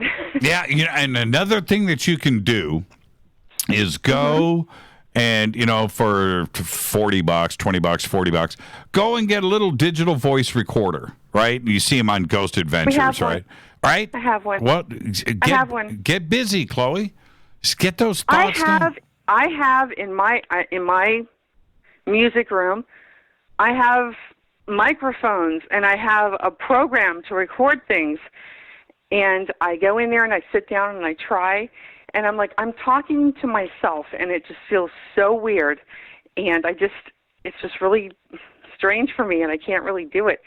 Because then I'll record something, and then I'll delete it. Like, that sounded stupid, Right. Or I didn't pronounce that word correctly. I didn't enunciate well enough. Well, that doesn't matter. It's going to be transcribed later. You need to get the thought out. You need to, that's my advice, because I listen to you share your experiences, and that's what you are doing. Or go back and transcribe what you've talked about here on this show. If you can't do it by yourself, then you've got to figure out a partner that you can sit down and do that with and share your stories with. Get it documented, get it down, and then transcribe it later into book form. But that's what I would suggest.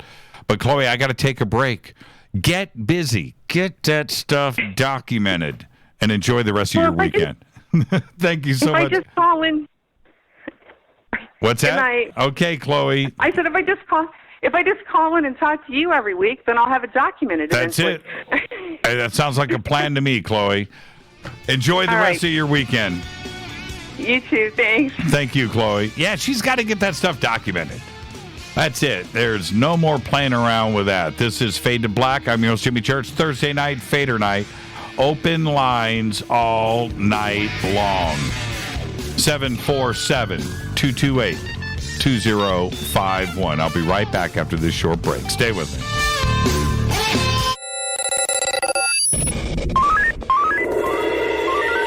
Way out here, we listen to Jimmy Church. You're listening to Fade to Black. Always on the edge of the hottest alternative talk. Jimmy Church with Fade to Black. KGRARadio.com. ¿Qué tal, mis amigos? Yo soy Mario Carson, el tiburón, y los invito para que escuchen a mi buen amigo Jimmy Church Radio. ¡Claro que sí!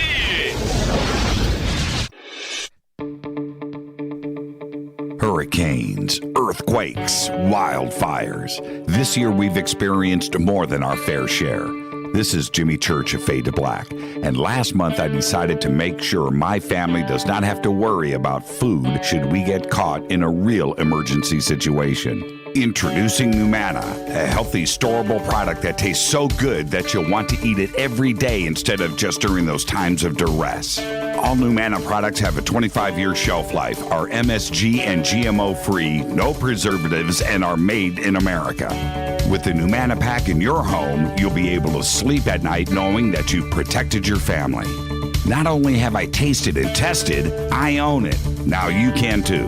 Just click on the Numana banner on JimmyChurchRadio.com and use the promo code Jimmy when you order. In addition to a discount, we'll send you an autographed Fade to Black t-shirt. Seriously, go Beckley Tappy. Do you want to be an official Fadernight? Of course you do. This is Jimmy Church of Fade to Black. Just go to our membership section at JimmyChurchRadio.com. Introducing the new Surfer Music app. Listen, Fadernight, you know I love my music. This is my go-to for all things notes. The Surfer app is a brand new concept in music listening. Surfer is free, providing unlimited access to thousands of live streaming radio stations. Surfer is an exciting, interactive listening experience. Discovery and surprise are built right in. Surfer is your destination to discover and rediscover great live streaming music. It features high-quality audio streams, free access to music from thousands of live streaming radio stations, unlimited listening, unlimited skipping. You get a music visualizer, and you can also select your favorite channels.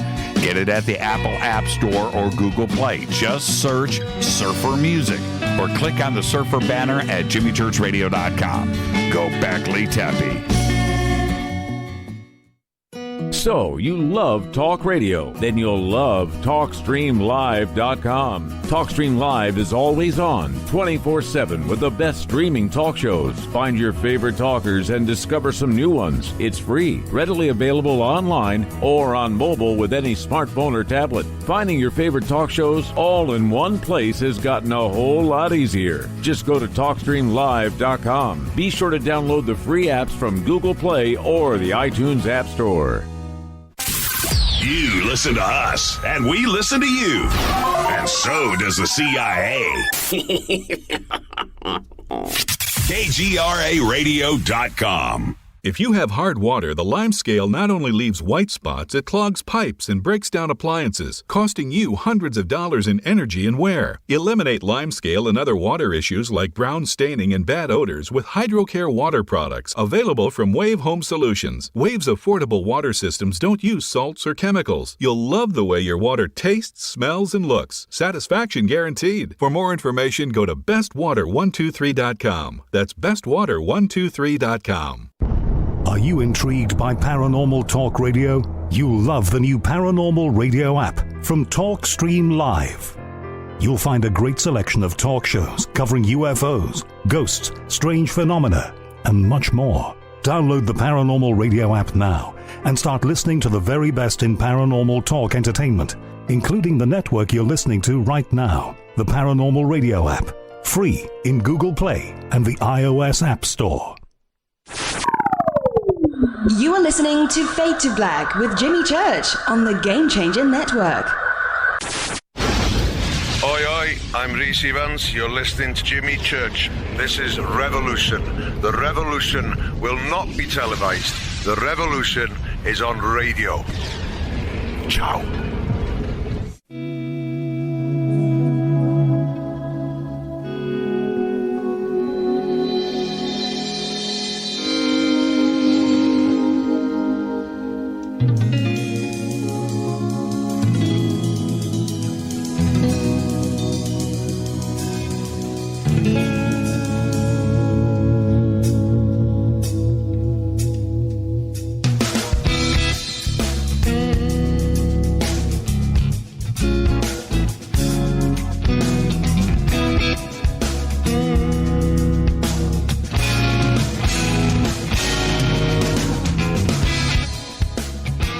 Welcome back, Fade to Black. I'm your host, Jimmy Church.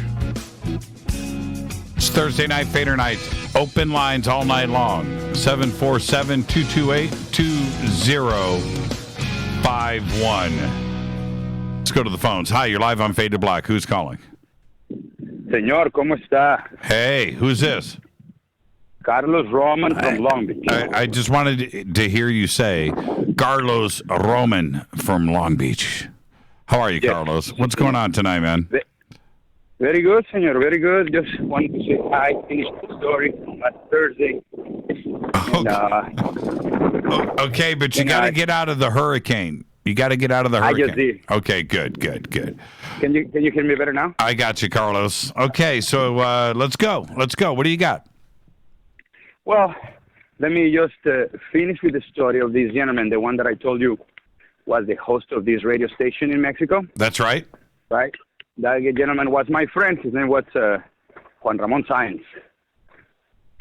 So you have this that Juan Ramon was all the time getting calls, just like you, right? But like I told you before, this guy was getting more chupacabras and Llorona, La Bruja, witches, and all that kind of cool stuff that we may have in Mexico. But yes, a few of those were UFOs and things like that.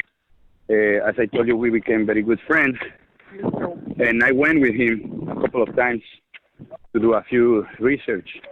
In one of those, like I told you, he was coming out of visiting a gentleman that claimed to have a witch leg.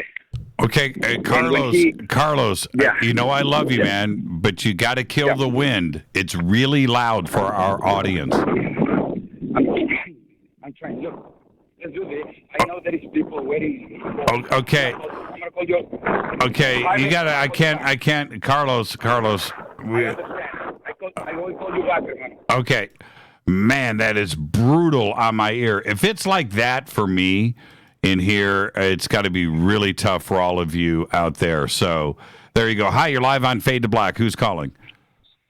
This is Susan from Indianapolis. Susan from Indianapolis. Yes, sir. How you doing, Jimmy? Susan from Naptown. Man, I love right. saying that. When was the last time you ate a steak and shake? That's all I want to know. Just today. Oh, man. Hey, they've got 4 for $4 special. Oh man, you gotta love that. And so you do the $4 for $4. You get those shoestring French fries and a chili 3 ways.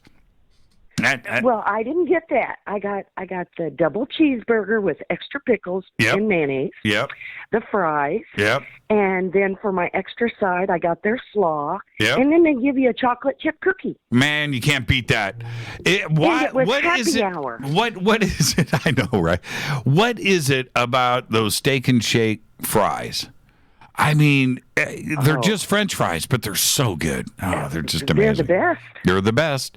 We finally got Steak and Shake out here in Los Angeles, and I'm here to tell you, it tastes the same. Thank goodness. Well, of course it does. Yeah. All those memories come flooding back. It must be right. You know what? So, I'm able to buy the cans of this Steak and Shake chili. And the bottles of the pepperoncinis, right? The peppers. Oh man, life is good out here in Los Angeles finally, and the shakes and everything else. Okay, Susan, what's on your mind tonight? Well, I wanted to just briefly comment on the Matrix idea, where we're all living in a Matrix. Sure. So if we assume that humans are in a matrix and that we're more like game pieces in a matrix. Sure. Then what entertainment value is having a poverty-stricken, starving child that dies before the age of 5 as your little avatar? Right. Isn't that one of the most puzzling things? And you listen to the show enough, you know that I talk about that a lot. And it's a puzzling thing for me when I have channelers and those that are out there bringing us this information from our ET brothers, and it's all good and it's all positive. But what does that do for the starving kid in India or Rio de Janeiro, or pick some place, or here in the United States? We've got the same situations here. Are they concerned about UFOs and ET brothers giving us information? Are they concerned about living with the Matrix? Are they concerned about a parallel world? Do they give flying goat about the Mandela effect? Right? And so what can we do for them? What's the message for them? And if I'm walking through a garbage dump, Susan, and I'm being serious, and I go up to one of those kids and I've got a bag full of Steak and Shake burgers, right? And I hand those to them, and these are from our ET brothers, and they wanted you. They're going to go, dude, whatever, man, but I will eat them. I will take the food. And so what is it that we can do for them. Of course, there's education and feeding and clothing and healthcare and all of that we should do. There is no excuse on this planet to have somebody go to bed hungry. There's no excuse. None. I read a report last week that was so depressing to me, Susan, that I didn't use it as a Fader fact. Okay? But are you ready for this? Are you listening to what I'm about to say?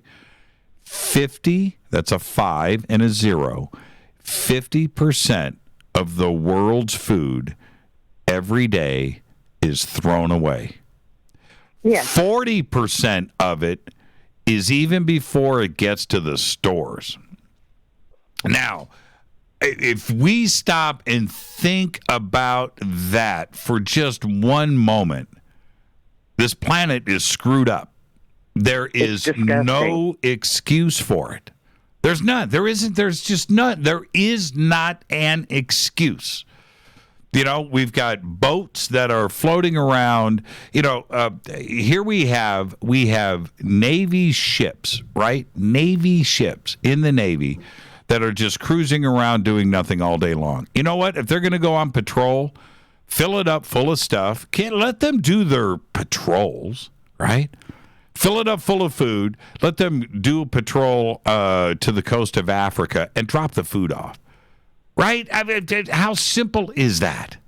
It just doesn't make any sense to me that this kind of stuff goes on this planet. It's mind blowing.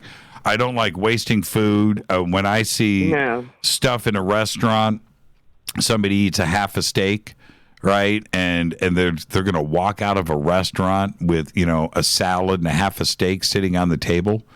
Well, I paid for it, dude. Man, I mean, I can't tell you how many nights I went hungry, me personally. I mean, seriously, the proverbial starving musician. And I have no problems today. I eat what's on my plate. I do. I don't like throwing stuff away.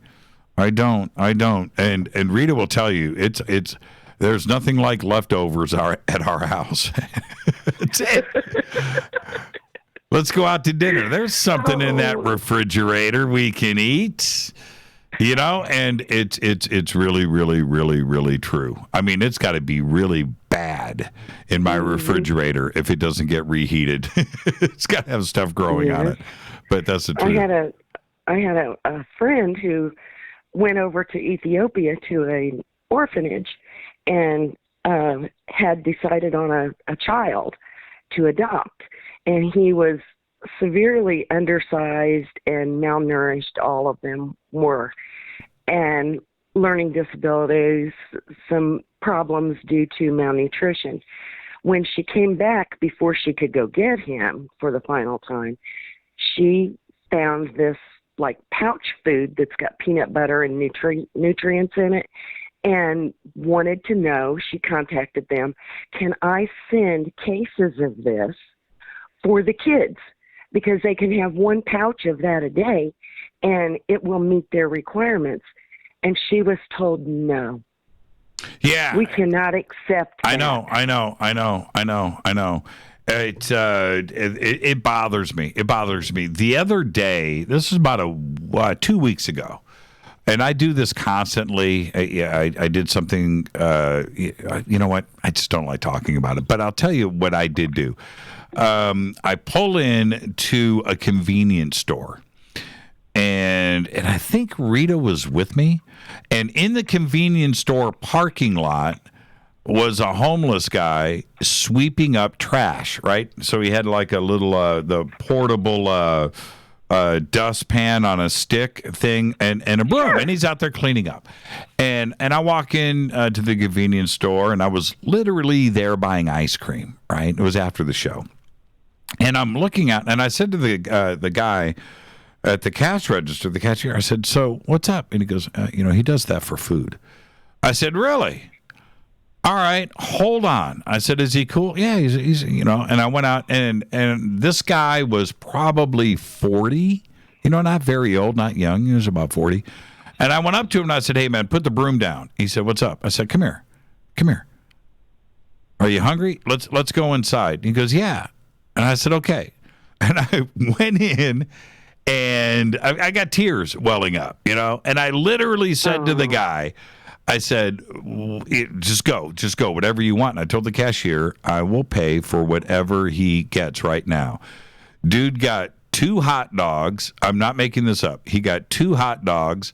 He got 2 bags of potato chips and 2 bottles of water, like 1 liter bottles of water, that size, and put them on the countertop. And I said, that's it.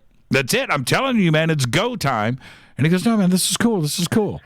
And I paid for it, and he went and loaded up chili, cheese, and did all the stuff in his hot dog. Right. And walked out. I finished my shop. He went out and stood in front of the store in the cold, in the rain, and ate. And I was just like, man, how did we get here? And I know it's me doing my little thing, but I just, but how did we get to this point in this country? I don't know. I just spent a lot of time in downtown Los Angeles last weekend with Hypocrisy and Inquire Within, and looking at the homeless down there and what's going on in downtown Los Angeles. And then you go 2 blocks away or a block away, 2 blocks away from Skid Row, and it's unrecognizable. Because it's so affluent, and there's all these people walking around and eating at restaurants on the top of these buildings, and that you can just look down and see what's going on. There's no excuse for that. There's no excuse. There's nothing more heartbreaking than going down to downtown Los Angeles on Christmas Day, and go down there and see how people are living. Meanwhile, you've got presents under the Christmas tree. It's just, It doesn't feel right to me. Well, Susan, enjoy the rest of your night. And Thank you. You too, Jimmy. I miss Naptown. I miss Naptown so much. So I'm going to get out there, okay? And when I get out there, well, let us know, and we will all meet for coffee. Let's get all the Fadernauts together. Thank you so much. Right. Thank you. Good night. Thank you, Susan. I miss Indianapolis. There are things about Indianapolis for me that will just never go away. I mean, and it's really, really the truth. It was a great experience growing up there. Coming back, that was the thing. Coming out to L.A. From Indianapolis was a pretty big shock. And I still miss it. I miss it every single day, Indianapolis. All right, let's go back to the phones. Hi, you're live on Fade to Black. Who's calling? Hey, it's Samuel Bowles from Northern California. Hi, Samuel. How are you, man? I'm doing okay. I really liked hearing you talk about the homeless and your perspective on that. That is awesome.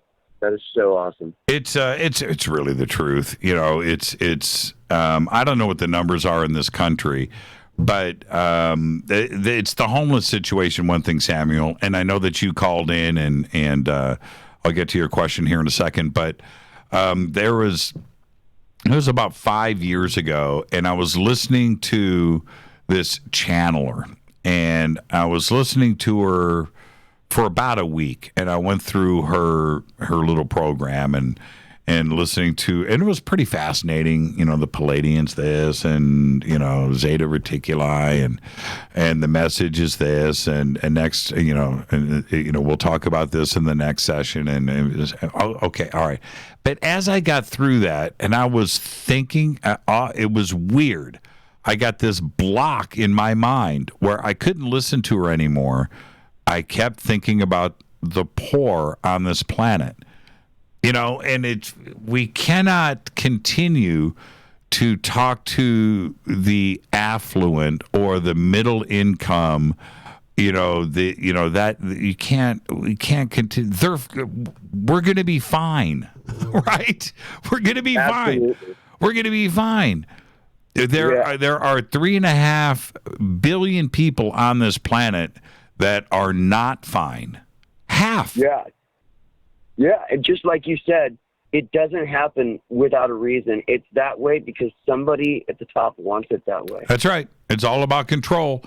And, and right now in NoCal, I don't know what part of NoCal you are in, but man, San Francisco is messed up right now.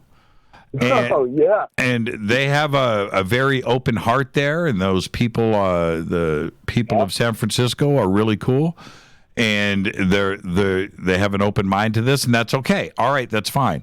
And then you have the other part of San Francisco that is so stupid rich. I mean, so stupid rich that now those people that paid $3, $4, $5 million for these homes, and they've got homeless people living in the street in front of their house and living in the alley in the back, and they've got and now they what, take some of your money and take care of business. That's what you've got to do. That if that's where it's at, you're staring at it right in the face. Now you want to go to your job that pays you stock options, and as you go to the Google campus, the Facebook campus, right?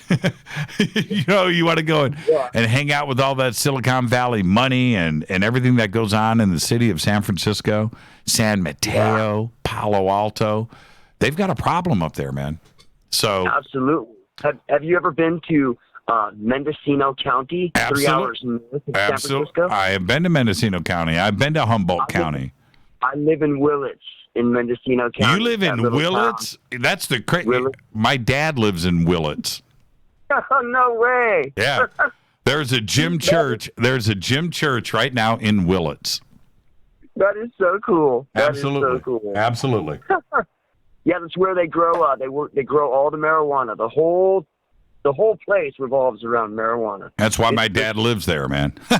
And he's like 85, and so there you go. I've spoken way too much here, but I'm sure he doesn't care. He's a musician. Yeah. But yeah, he lives in Willits. Have you seen the UFO, the movie about aliens in Willits? I have. Yeah. That is crazy.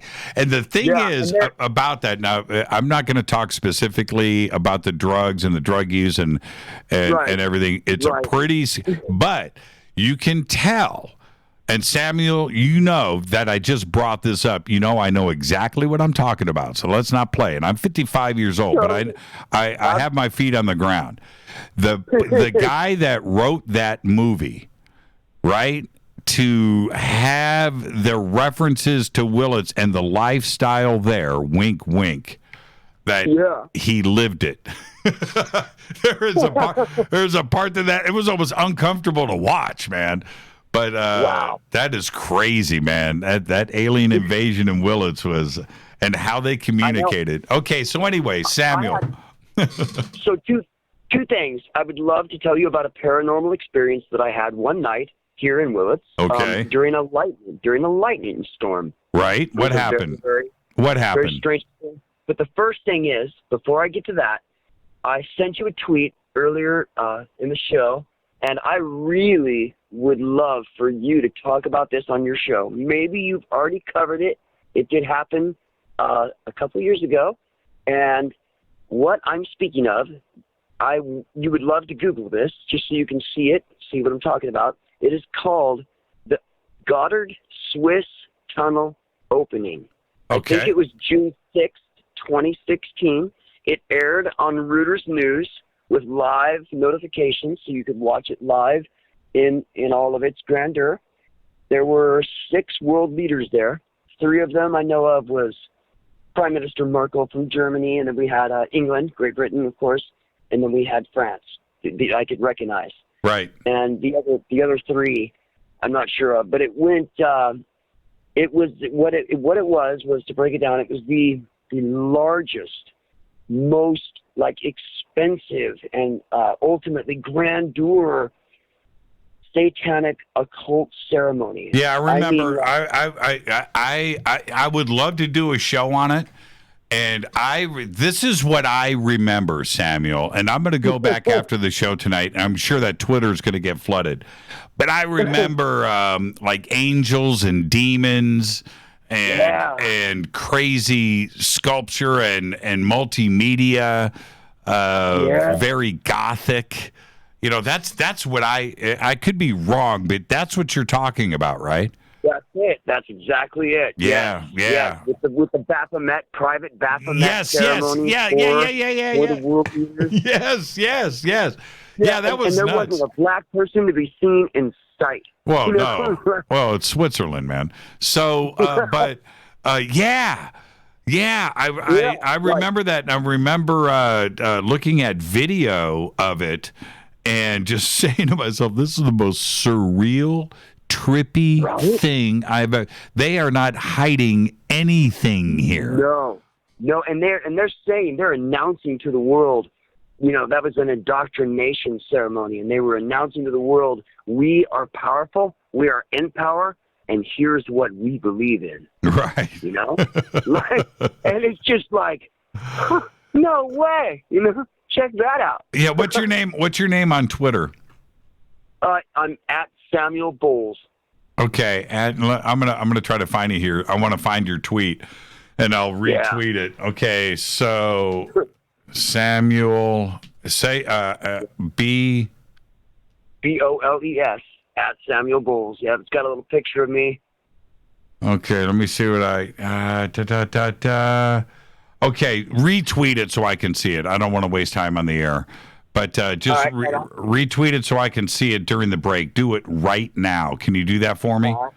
Yep, I'm going there right now. And then I will describe my experience to you that I had here in Northern California.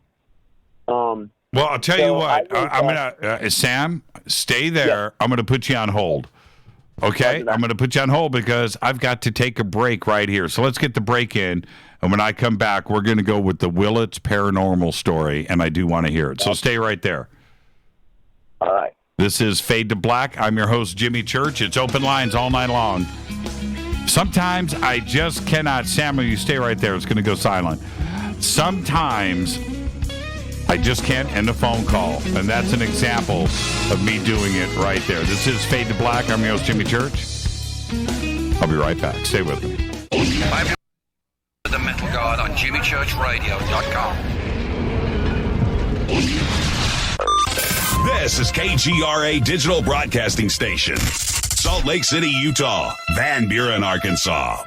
Poor water quality is a major health issue, and it's only getting worse. Municipalities can't keep up, standards have dropped, and pollutants are increasing. Where does it all end? It ends by keeping the pollutants outside of your home with HydroCare's advanced systems available at Wave Home Solutions. No less than the best purification materials and processes have been developed by HydroCare to provide you with healthy, clean water for drinking, cooking, and showering. HydroCare far surpasses the competition in removing chlorine, odors, iron, lead, chemicals, limescale, and much more. Don't settle for less when it comes to your water. We'll take care of the toughest water problems for you, whether it's from a city or well source. Satisfaction guaranteed. For more information, call 888-997-WAVE. That's 888-997-WAVE. Or go to bestwater123.com. That's bestwater123.com. Wave Home Solutions for a healthy, comfortable home. Your contact for current news and trending topics. KGRARadio.com. Does your basement or crawl space have a damp, musty smell? Well, watch out. That's a sign of too much moisture and not enough ventilation. And that can mean increased mold growth and the buildup of harmful toxins and gases. Don't bother with a dehumidifier. It just circulates the same unhealthy air. Now there's a better way to remove these dangers and odors. It's with the computerized Wave Moisture Control Unit that reduces moisture and expels pollutants. We replaced our old dehumidifier with the Wave unit, and in only 3 weeks, our basement is dry and the musty smell is gone. Wave units require no maintenance, no buckets of water or filters, and costs only pennies a day to run. Breathe better, live healthier with an affordable, no-maintenance Wave unit. Call 888-717-WAVE, 888-717-WAVE, or visit dryhealthyhome.com. Dryhealthyhome.com. Ride the wave. Wave Home Solutions for a healthy, comfortable home. This is Jimmy Church of Fade to Black, and I only drink Fade to Black blend coffee from River Moon. Just click on the River Moon coffee banner at jimmychurchradio.com. Promo code F2B Blend. So, are you tired of being tired? Well, then it's time to get the tea. Hey, it's Lisa here to tell you about this all-natural, all-organic tea I've been drinking that has had great results for over 20 years. It's called Life Change Tea, and it's specially formulated to help detoxify and cleanse your kidneys, liver, colon, and blood all at once. The colon is one of the most ignored organs in the human body. The faster that waste is eliminated from the body, the less time that waste sits in our intestines, spreading toxins to our bloodstream. This tea helps cleanse chemicals caused by outside intruders from our entire digestive system. And get this, weight loss can be a side effect. And with continued use of the tea, you can experience clearer, healthier, younger looking skin, increased energy, and a happier outlook on life. So if you're tired of being tired, get the Life Change Tea at getthetea.com. That's getthetea.com. And like me, you'll be glad you did. Did you know that when you're on the road with limited data or Wi-Fi available, you can still listen to every minute of Fade to Black by just calling 605-562-4482? No smartphone, app, or internet needed. It saves your data plan and no extra cost if you have unlimited minutes. Just call 605-562-4482. You can listen to me, Jimmy Church, on any phone, anytime, anywhere. Go Beckley Tappy.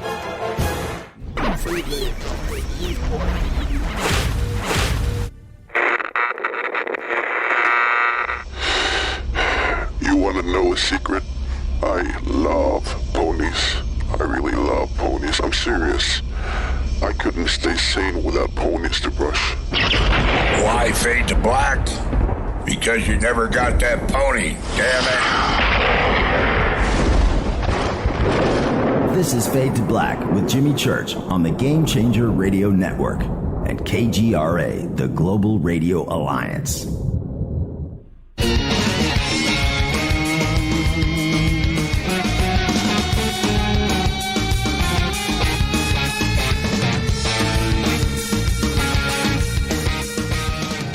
Welcome back, Fade to Black. Thursday night, Fadernight. Open lines all night long. The call-in number is 747-228-2051. And let me get that going. Wow. I just had like a weird bug just fly. Where did that come from? Just out of nowhere. 747-228-2051. And I've got Samuel on the line. Samuel, you still there? Absolutely. Live from Willits.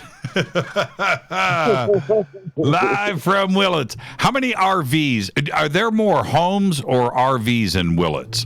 Tell me the truth. You know, there's a lot of RVs, not as many as you expect. There's actually more houses, and what there is more like improvised shanties that are just all up in the middle of the hills, out in the middle of nowhere. It's crazy, man. I know. It's a lifestyle, man. Willits is a lifestyle. It really is. It really is. And like one person, like, you know, you'll see them, you know, with trash bags carrying their things, you know, and then 3 months later you'll see them and they're driving a brand new car, you know. And like, I know. It's a lifestyle, man. Willits is a trippy place. Somebody needs to do a documentary on Willits. I mean, a cool documentary, a cool one. Yeah, right. And there are like a few documentaries. Have you ever seen anything of Tim Blake's? He does the Mendocino medical marijuana cultivation. Like, well, there's that part of it, and I've seen a couple. I have. But I mean, just a nice cultural lifestyle, you know, documentary on Willits, man, from the beginning. You know, just, I mean, go in there with the film crew and live it. The coolest thing about it is the Trimmigrants, all these foreign, like basically travelers from Spain, and let's see, you know, mainly Spain and you know, Britain, Germany, but mostly Spanish and French. Those are the two strongest concentrations, and they're mostly women. Just, I mean, like Harvest Time will come here, and there'll be like probably 100 Spanish girls and French girls just walking around in the parking lot, just like waiting for someone to hire them and bring them up to their trim scene so they can trim their marijuana. It's a lifestyle, man. It's a lifestyle. Yeah, And Willits. that's just wild. It is. I mean, look, if I had an RV, I don't know if I would retire to Willits, but Yeah, you'd like it. But yeah, just Willits is, and the audience is listening right now. They have no idea, right? Yeah, you're right. They have no idea. You're right. Until you get up here, and it gets rather creepy when you get past Willits and you keep going north. Like you get past Laytonville, then you get past those other few little towns, and then you hit the Redwoods, and you get there near Garberville, and then north of Garberville, with Phillipsville and Miranda and all. Oh my goodness, it just gets dark and creepy, and it is one of the strangest places I've ever seen. I grew up in Soldotna, Alaska. That's where I'm from. I'm born and raised on the Kenai Peninsula, and so I grew up in the mountains and the woods and the hills, and it's comparable. Yeah, right on. Okay, sure. so tell me about this paranormal experience in Willits. All right, so me and my buddy were hanging out. This guy was an interesting traveler. He heard me talking about energy. We were hanging out at down by the pub in Willits, and he heard me having a conversation with a friend about 0 point counterclockwise vortexual energy, right? And so, or dark energy, et cetera, all that stuff. I used to be really into that in the early 90s, late 80s when I first started traveling. So this person approached me, and introduced himself, and so we went and chatted some more, and we had some coffee, and then we went and hung back at my place. We went to my place and hung out. So I was hanging out with my buddy, this new guy that I just met, this new friend, and we went out for a walk out to the street out in front of my house, and we observed a UFO, but it wasn't one of those little, kind of faint orbs. It started as like a ball of light, like an orb in the sky, not really far away, but fairly close. Like I'd say 500 feet away, like over the top of the next house. Right on. And then it began to really get fast and like whiz by us like a ball of light would. Like they go small and they whiz by you really fast. Well, anyway, we went for a walk down to the end of the block, and we were down there, and that night there was an electrical storm that had just reached the edge of Willits, and it was just popping off. There was lightning popping off. It's kind of rare for Willits. And so we went and we're hanging out back in the back roads back there down the block, and we began to observe this same phenomenon. And I said, "Man, hey, what are you seeing over there?" And he says, "Man, I'm seeing a giant, And I'm like, that's exactly what I'm seeing, And just adjacent to the back roads there where we were standing, there was this appearance of this large entity. And I've seen a lot of things. I've hung out in Taos, New Mexico, hitchhiked all around 285 in the San Luis Valley, seen a lot, done a lot of those experiences, and I've never seen anything quite like this. This was, and I was completely sober with my friend, other than the herb we were smoking. But right, and how did it end? Oh well, it ended as in we started to run, because he's like, "Are we gonna get eaten?" And I'm like, "Man, that is weird." And so he breaks into a run. I break into a run, and then as we're kind of rounding the edge of the back road there, we see that same ball of light, and it just whizzes past, just flashes by us, like it was buzziness almost, Right. Almost like it was playing with us, like we were a fresh piece of candy and it wanted a little fun, Right. That's a crazy reaction. I don't want to get eaten. Fair enough too, man. I mean, that's I'm with you on that.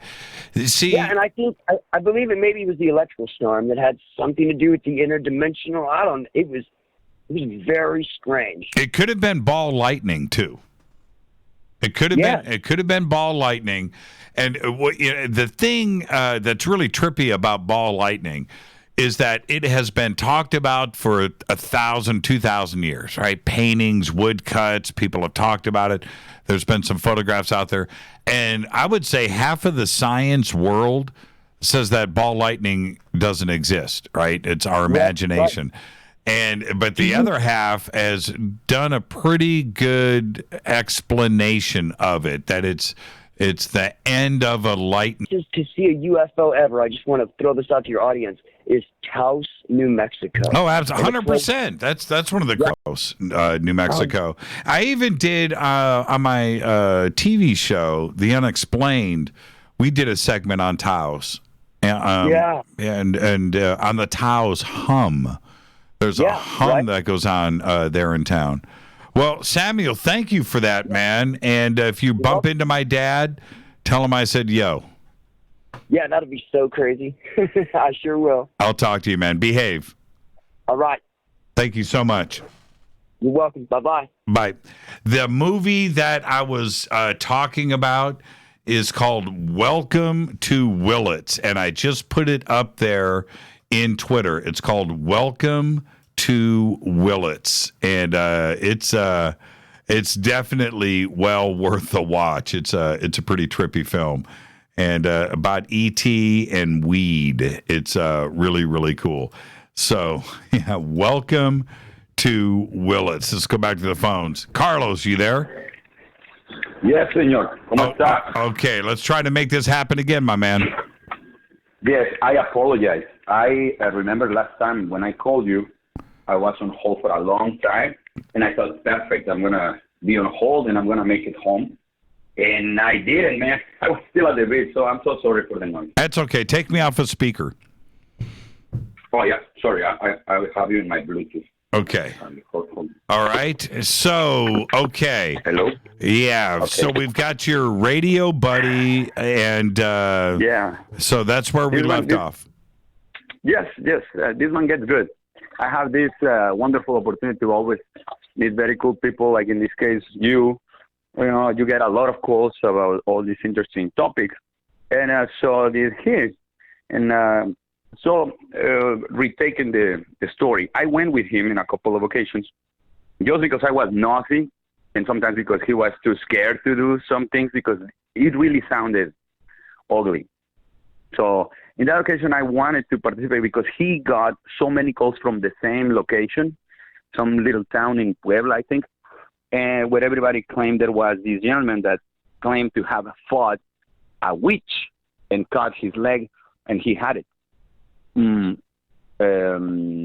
These witch, these guys say that look like, like the ones that you see on the tails, like green and big nose and ugly. That's what Juan Ramon told me.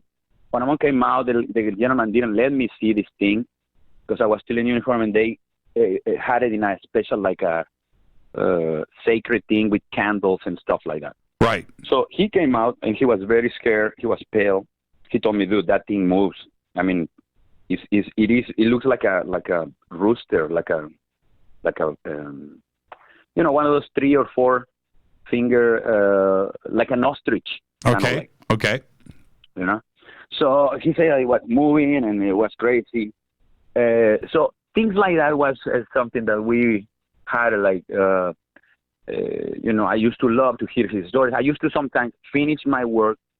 I was already working part-time because I was done with my service. I was just finishing whatever I had to pay for my scholarship, and then I was sent to New York. But for the time being, like I told you, I participated in what was the transition of the power between the previous party, the one that was on the government in Mexico for 70 years, which I can tell you was what you guys can call here the deep state, and the new party that was Vicente, the alliance guy, the one that wanted to clean up the mess, right? Mm-hmm.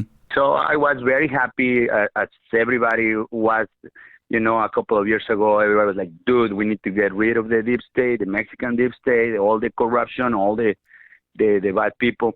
Anyway, I create this great alliance with this guy because he had a humongous audience. And we asked everybody that was, famous in Mexico, help. You need to tell the people, hey, this transition is going to be very rough because it's 70 years of the same politicians, and now we have a new wave, and we have to embrace them and help them and not wish them bad. You know how that goes. Right. So in one occasion, like I told you, this guy got a call. I was there with him in the cabin. I was just listening. I was just snacking, and during the commercials we will talk or whatever. He gets the call, and it's this gentleman from El Monte, and he's a guy that sounded already really, not exactly in a healthy state. He was very in shock or something, and he's like, well, I'm desperate for help, so I'm calling you. Juan Ramon once in a while will invite a parapsychologist. I think will be the translation for it. Those guys that understand paranormal activity. And he was a professional. And this guy was a professional. And not only that, he was a priest. Oh. He had the opportunity to go to the university and also was a priest. So it was somebody that you could take first. I just lost Carlos. The phones just went dead again?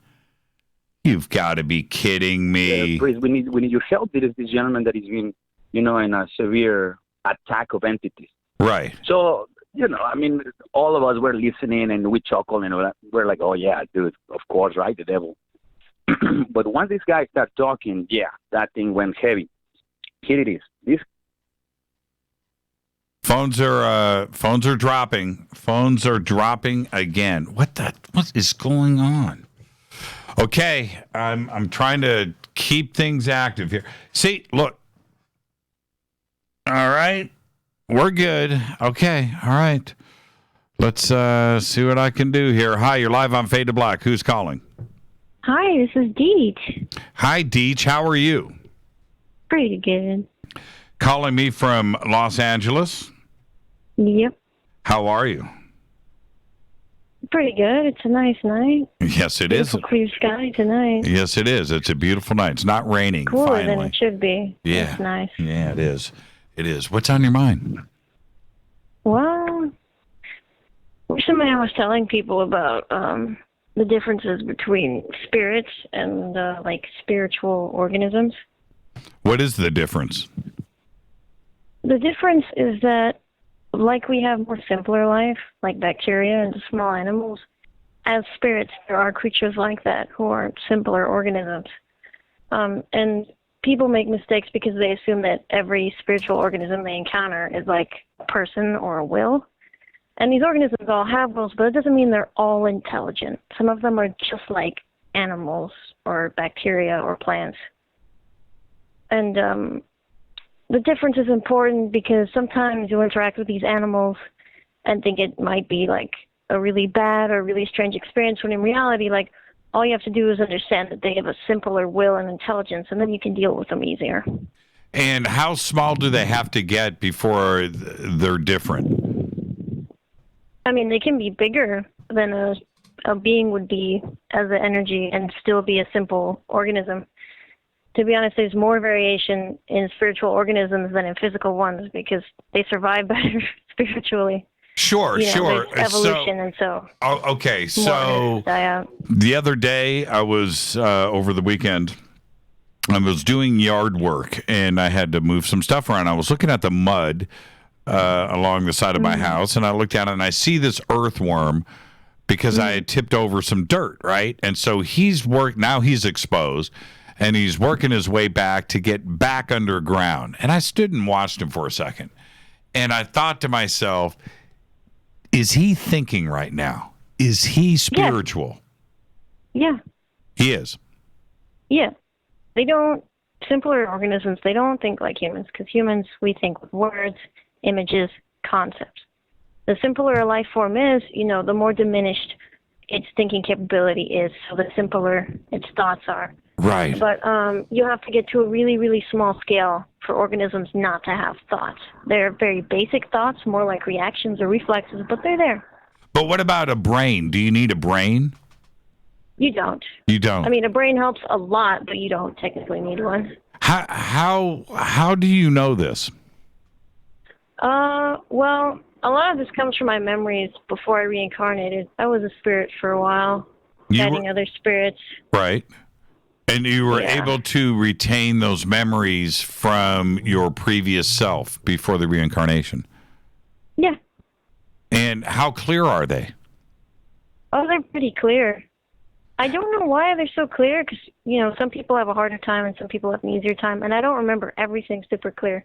But all of my memories about spirit bodies and energy bodies is so crystal clear.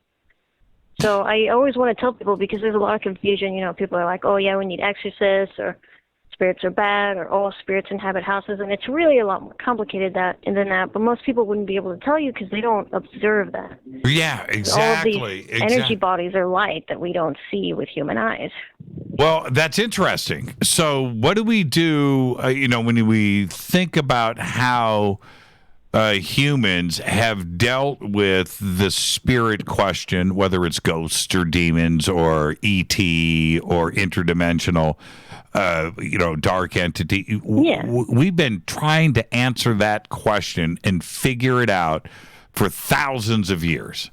For thousands of years. It's been going back forever. So is there a difference? It's been answered before. It's just that humanity tends to forget or distort the truth over time. Because in the honest reality of how our reality is right now, every creature that physically exists has an energy body. It just inhabits their physical body as a layer. And when you encounter spiritual entities, you can tell if they have a physical body or not somewhere by how dense their energy is. Because beings that have a physical body will always have a denser spirit body. How can you, I know that you can, but how can I see the density? Well, you could do it by touching them.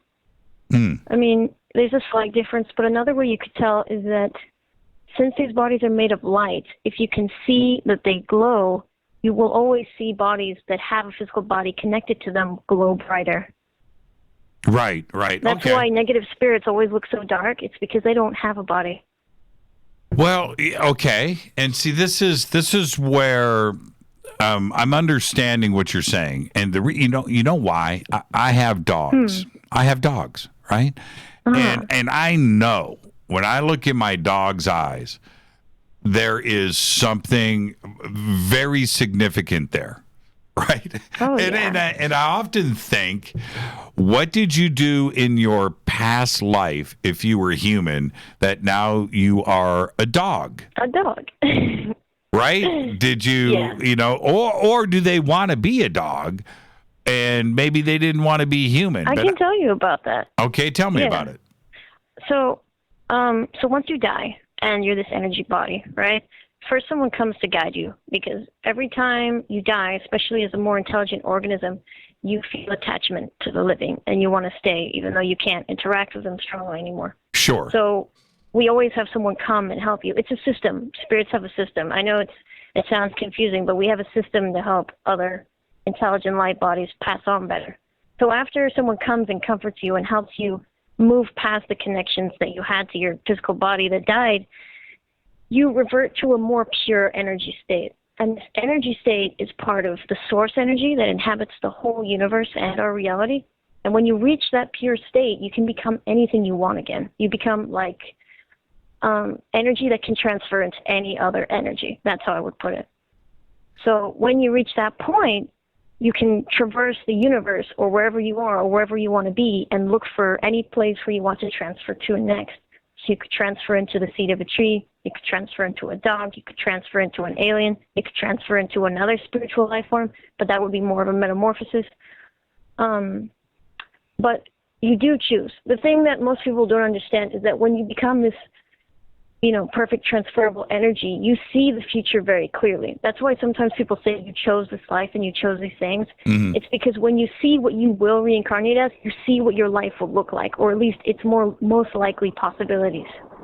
So you understand that. I do. And so I could almost appreciate, well, it depends on where I'm living, but I could appreciate the life of being a dolphin or a dog or a horse. Oh, yeah. As long as I'm cared for, right? I don't want to be, I would, just like being a homeless, or in a bad situation, as a human, that you have that opportunity too. Right now, you're calling me on a cell phone from Los Angeles, right? Yeah. Okay. Yeah. So you have the privilege and the luck of this ability that you have right now, right? And so if I, as opposed to being born somewhere else and in another situation as a human, it would be the same thing as a dog. You know, I would hate to be a dog roaming the streets in Cape Town, South Africa. You know, that would be kind of pretty dangerous. Yeah, that would kind of bum me out. Or Tijuana. But you know, spirits have different reasons for reincarnating as different creatures. Sure. A lot of humans regret when they reincarnate as humans because they're like, this fucking sucks. Whoa. Sorry. Beep. Well, yeah, I know. sorry. I know. We do learn important lessons from every life we live. And when we revert back to that energy that transfers anywhere, we accumulate all these lessons and reach a new understanding. Every reincarnation a person has evolves their soul in a very profound way. Well, Deech, I want you to write Rita and do that for me. And and it's called email. You know, there's this new thing. Yeah, it's going to be big one day. But I want to get you back on the show certainly next Thursday. But I want to continue this conversation, and it's fascinating to me. Will you do me that favor? I'll look into it. Hopefully, yes. Okay, Deech. Enjoy the rest of your night, will you? Yeah. Have a nice night. Yeah, thank you so much. I got to take a commercial break right now, Deech, and that's why. And we're going to head towards the end of the show. But I want you to do that so I can get you back on, okay? Okay. Thank you so much, Deech. Fascinating. Absolutely. Have a nice night. Yeah, you too. Fascinating conversation. That's coming from intelligence right there, and I really dig that. So, Deech, reach out to Rita, and let's get your information. I want you back on the show. With that, I'm going to take a quick commercial break, and I think, everybody, I've got Carlos. Carlos Roman is back with us, so we'll be talking to Carlos after the break. Stay with us.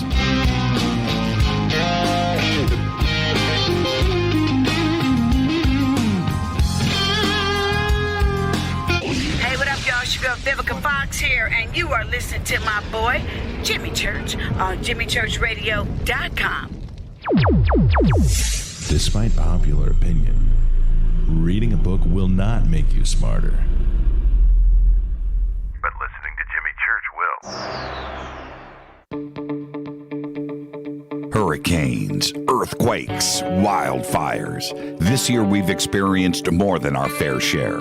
This is Jimmy Church of Fade to Black, and last month I decided to make sure my family does not have to worry about food should we get caught in a real emergency situation. Introducing Numana, a healthy, storable product that tastes so good that you'll want to eat it every day instead of just during those times of duress. All Numana products have a 25-year shelf life, are MSG and GMO-free, no preservatives, and are made in America.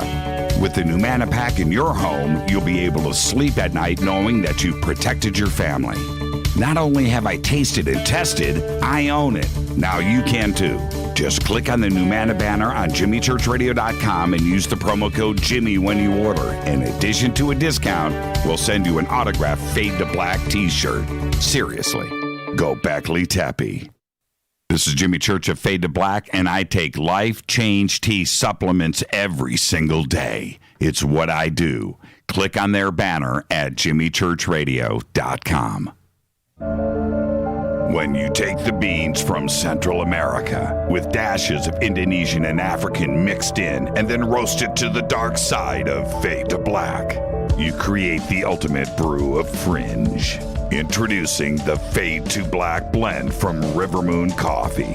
Yes, River Moon's darkest customized roast was created for the love of Fade to Black. The alchemy of masterful roasting and smoking the beans is in every sip of this full-bodied, dark Java. I need my coffee dark, deep, with distinct bittersweet chocolate highlights, just like the bunker. Leaning further into the darkness of the roast is Fade to Black blend from River Moon Coffee. Just click on the banner at JimmyChurchRadio.com and use the promo code F2BBLEND for 15% off of your order today. Go Beckley Teppy. Hi, folks. CBD is the home run hitter for health right now. Why, you ask? Because of what it does for the body. Unfortunately, I can't tell you all about the benefit. You know, there's reasons. Do your due diligence and log on to ancientlifeoil.com. That's ancientlifeoil.com. Ancient Life Oil uses organic ingredients and is blended in coconut oil for some of the best benefits. Legal in 50 states and non-psychoactive. Log on to ancientlifeoil.com. That's ancientlifeoil.com. This is Jimmy Church of Fade to Black, and my family is safe because of Numana Emergency Food Storage.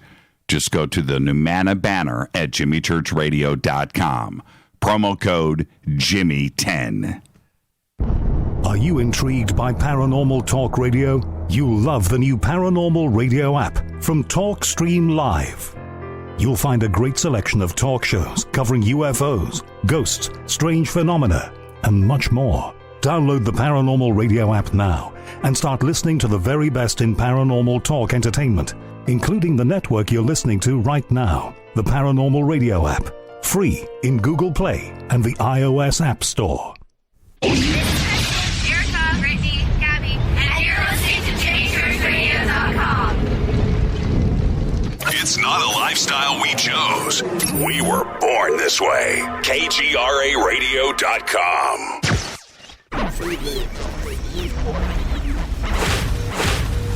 This is KJCR at JimmyChurchRadio.com.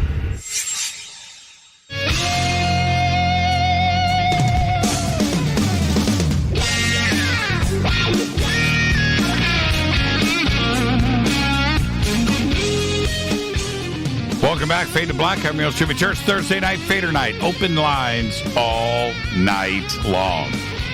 Great conversations tonight. It's a pretty cool call from Deech. I like that. Now I've got Carlos. He is back. Carlos Roman. Carlos, are you there? What happened? It doesn't matter. Let's continue. So now we've got a priest, right? Yeah, we've got the radio station. That really. Yeah. Okay. So what happened? Well, here you go. So in this moment that the phone call arrived, this guy sounded really very altered, like crying and saying, "I need desperate help, and I know maybe you or somebody in your audience can help me." And he explained what I told you last time. He was deeply poor. His family was always in desperate situation. But they went from being a very stable financial family to super poor. So they couldn't cope with that very well, And, a ton of people can't relate to that. I mean, if you're poor all your life, well, you don't suffer. But if you used to be rich and then all of a sudden you have to, go on a different level, yes, maybe you feel that huge difference terribly, right? That was the case of this guy. So he went the easy path. He tried to find ways to make contact with the devil, and all those things that, in Mexico we have so many stories and tales that he did as much as he could for 5 years, he claimed. Nothing happened. But later on, he had the opportunity to get access to certain books that he actually had to learn other languages to read.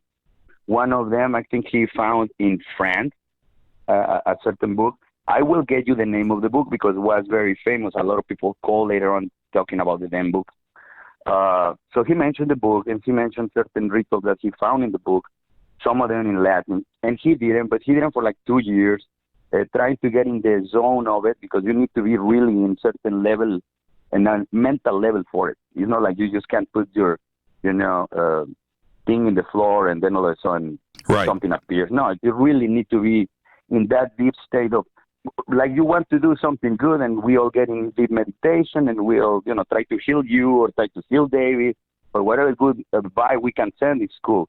This case is the opposite. You have to be in the lucid state of mind. So this guy was still too good for his own situation, right? You couldn't reach it. But then, here you go, and guess what? I got you the name of the fucking demon. I'm sorry. The demon guy that appears to this guy, I got you the name. The name of this guy was a black gentleman with very black eyes, nothing white. All of it was black. And his name was Lucifugio Rofocale, right? This guy introduced himself as Lucifugio Rofocale. Wow. I tell you, because I don't really fucking know much about this guy, but I know some people maybe in the other can help us investigate something. So this guy introduced himself and told him, look, it's not like I'm a demon, but you just opened something, and I have to be here to understand what the hell you want. Just tell me so we can just move on. And he told him, well, I thought I was going to meet the devil. I was going to meet Satan and ask him what I need. And this is like, well, look, it's not like that, and it's not like you can meet Satan. No. But, if you whatever you need to do, we still will need to negotiate. You will have to do something for me, too. You open a portal, I'm here for you, what you need. So he explained, well, I don't want to be poor anymore. I want to be, stable and wealthy and have my cars and girls and all those things. This kid claimed back then was still very young, right? Like 19 years old. This guy makes that deal that I told you. Tells him, well, you have to do something for us. You will have to sacrifice somebody in your family. And I will tell you how, because it's a specific way to do it. So he understood everything and took a long time for this guy to have the guts to identify somebody in his family to do it. This guy picked his grandma because he thought, well, she's already sick and he's very old, and it's like I'm doing a favor. And he convinced himself in the stupidest way. He did it, right? He did it, and then he took off. He took off thinking, well, now in any second the police is going to come and they're going to find me, and I don't know what's going to happen. This guy got a call from his mom, said, like, hey, you know what, your grandma passed away, come home, because the priest is going to be here soon, etc., etc. He arrived, nothing happened to the body of this lady, while this guy claimed to have done the most horrible things in the ritual. I'm not going to tell you that I know, because he never wanted to explain. He said it's so awful that I don't even want to think or repeat it. So my friend, Juan Ramon and I were listening. I had to leave in that moment. I left the office, the radio station. I went home.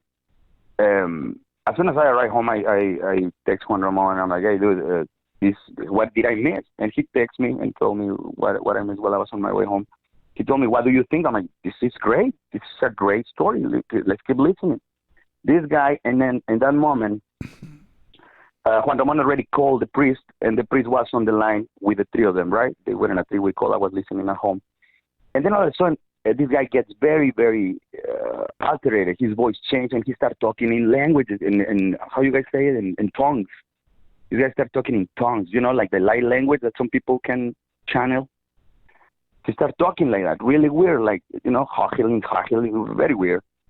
So, and he, during the speech, he apologized. He said, I'm so sorry, I need to say this because this entity is attacking me right now. So Juan Ramon asked, well, what entity? What is going on? So he's like, give me 1 second. I need to light a candle so this entity can calm down, because it's always here, has been always here. Since this happened and they appeared to help me, has always been behind me, always. So, dude, I text Juan Ramon immediately. I'm like, dude, this is going crazy. I'm really, impacted about this guy. It sounds so terrible. In that moment, the priest says, like, look, open your Bible and look for these things. And this guy is like, that page is permanently open in my house. I know what you're talking about. No offense, but I know everything you can tell me. I'm just looking for something new. It's like, I already did this, I already did that ritual, and they're still here. I just want to get rid of them. So Juan Ramon asked him, well, how did this start? He's like, well, I did the ritual. Immediately after that, this guy showed up again and just took my hand without even asking me and slid a ring in my finger and told me, look, this is the ring of so-and-so. I will check for you the name. I have some way to find what was the name of the ring. But the guy told him, look, just don't lose it, and this is going to give you whatever you want. Just one thing, whatever you get, and financial earning, you cannot give it away. You cannot just give donations. You cannot just give it away to nobody. You have to spend it. And you will have to spend it in the things that you told me. He's like, sure, dude. I mean, whatever, of course, right? This guy, as soon as this happened, he goes to his house and immediately gets to attend his mother being attacked, like I told you, by an entity. This entity, this guy described it, was a humanoid with a pig face, with a swine face, right? And was standing like a total human body, but with a big face, and attacking his mom was terrified, was yelling, was screaming. And then all of a sudden she just got catatonic. You know the catatonic term, when they get so in shock that they just get blank stare. Right. And they don't move. Right. And they get the bodies stiff like if they were dead. Mm-hmm. The lady got catatonic, and this guy went and lifted her up and bring her back inside the house. The demon or whatever this thing was stood there just staring at him. The black dude was there staring at him, and this new entity was there too staring at him. The new entity is the one that stood there forever. I will describe it for you in a second. In that moment, the priest over the phone was telling him what to do. This guy, all of a sudden, had an alarm because he had already a device in his heart. How do you call those? That's your heart to keep palpitating. How's your name? Pacemaker. Yes. The guy had a pacemaker, so the alarm popped in. So during the call, we could hear the beep, beep, beep. We all thought, got a really, thinking that something bad was happening to him. Juan Ramon told him, "Sir, are you okay?" He's like, "Yes, look, let me just breathe and do some breathing, because if not, the police and the ambulance is going to come. I have an automatic system." Remember, this guy was from El Monte, right? So he comes down. The conversation keeps going about the guy saying that after this guy gave him the ring, he started having all these kind of powers. Like he could convince people to do whatever he was telling them to do. Like he went straight to the principal of his school and said, "You know what, I want you to graduate me with the best grades, and please make that happen." And the guy said, "Absolutely, not a problem. You have been always an excellent student," and things that you will find really unbelievable, right? At that point, I told Juan Ramon, "You know what, this guy is starting to lose me here. That sounds kind of fantastical to me." The first part, well, I've seen so many weird crap in my life that I believe that. But once you start telling me about the fact that you can convince people just by talking to them, I will have to see it to believe it. That's the thing I did not see yet, right? Later in my life, yes, I saw so much that I can tell you now I believe everything and I doubt everything. So this guy claims that since then, this lady, it's a lady, floating always behind him, no legs, has a tunic, a white tunic, is very pale, super black hair, but has a huge fucking tongue, long tongue, hanging, longer tongue. This lady is creepy as hell. Is always creeping out in a corner of his ceiling, looking at him. And the worst part, he said, because he's not, he was never a stud, let's put it this way. He described that he was always shy, never very lucky with ladies. And for him, endure this lady all the time, doing very sexy and sexual gestures to him. He was always like, in a sexual way in that corner in the ceiling. Like a creepy entity just in the ceiling watching him and showing him his body and doing things that, I don't know if I can say. No, here, you can't. Yeah, don't go there. Exactly. You understand, very sexual, and this guy was, freaking out. So we all are listening to this situation. The show for Juan Ramon was, done. They had to hang up. Immediately, we all called him, and everything was very chaotic, man. Sooner after that, Juan Ramon started getting calls of people, you know what, I think that's the kind of call that you should not take anymore. People that was above him in the radio, and that I can tell you, yes, was very involved in everything that had to do with the Mexican deep state. It's funny to say Mexican deep state, but it is true. A lot of massive communication systems are always in the same families. And I saw it. I had to protect one of them in the possession of Vicente. I was assigned to one of them, the one that was, for a period of time, the richest man in the world, Carlos Slim. I was the one that had to walk him to watch Vicente taking the power. So I understand a lot of what I'm telling you. And let me tell you a little bit. I'm going to jump way ahead on this story. Juan Ramon ended up coming to the United States to El Monte to meet this guy because Juan Ramon got his own TV show. Just kind of like, David having Gaia thing. Mm-hmm. Let's say that all of a sudden somebody calls you and History Channel says, "Hey, dude, we want you on radio having exactly what you do on radio, and we're going to put images to illustrate what people said." That was the case of Juan Ramon. So all of a sudden, they sponsored, he got everything paid off. He came to the United States, found this guy. The guy got his wrist and ankles broken. He was in the hospital. Juan Ramon tried to interview this guy. This guy was surrounded by police officers. The guy, finally, Juan Ramon had a chance to see him. He said that his face was really weird looking. He had to go back to Mexico, unsuccessful. He did all the research because during the conversations, he told him about a mountain in Azusa where he's supposed to go and get rid of the ring to be able to eliminate the spell. When he was going to do this lady that I was telling you, the entity started attacking him. And he got very scared because she was holding a dagger. And I'm telling you, this sounds very stupid and very fantastic, but this is what he said. The dagger had like an eye in the top of the handle. And he knew because the Lucifugio Rofocale demon or entity or whatever he was told him, the day that you see that symbol, you're going to die. And that's the end of the deal. And you're free. After that, you're going to be free. So he was very scared. And then all of a sudden, they found him all beat up in a hospital. Juan Ramon couldn't talk to him. He went back to Mexico. He did 2 TV shows. This was years later after the incident of the phone call, okay? Mm-hmm.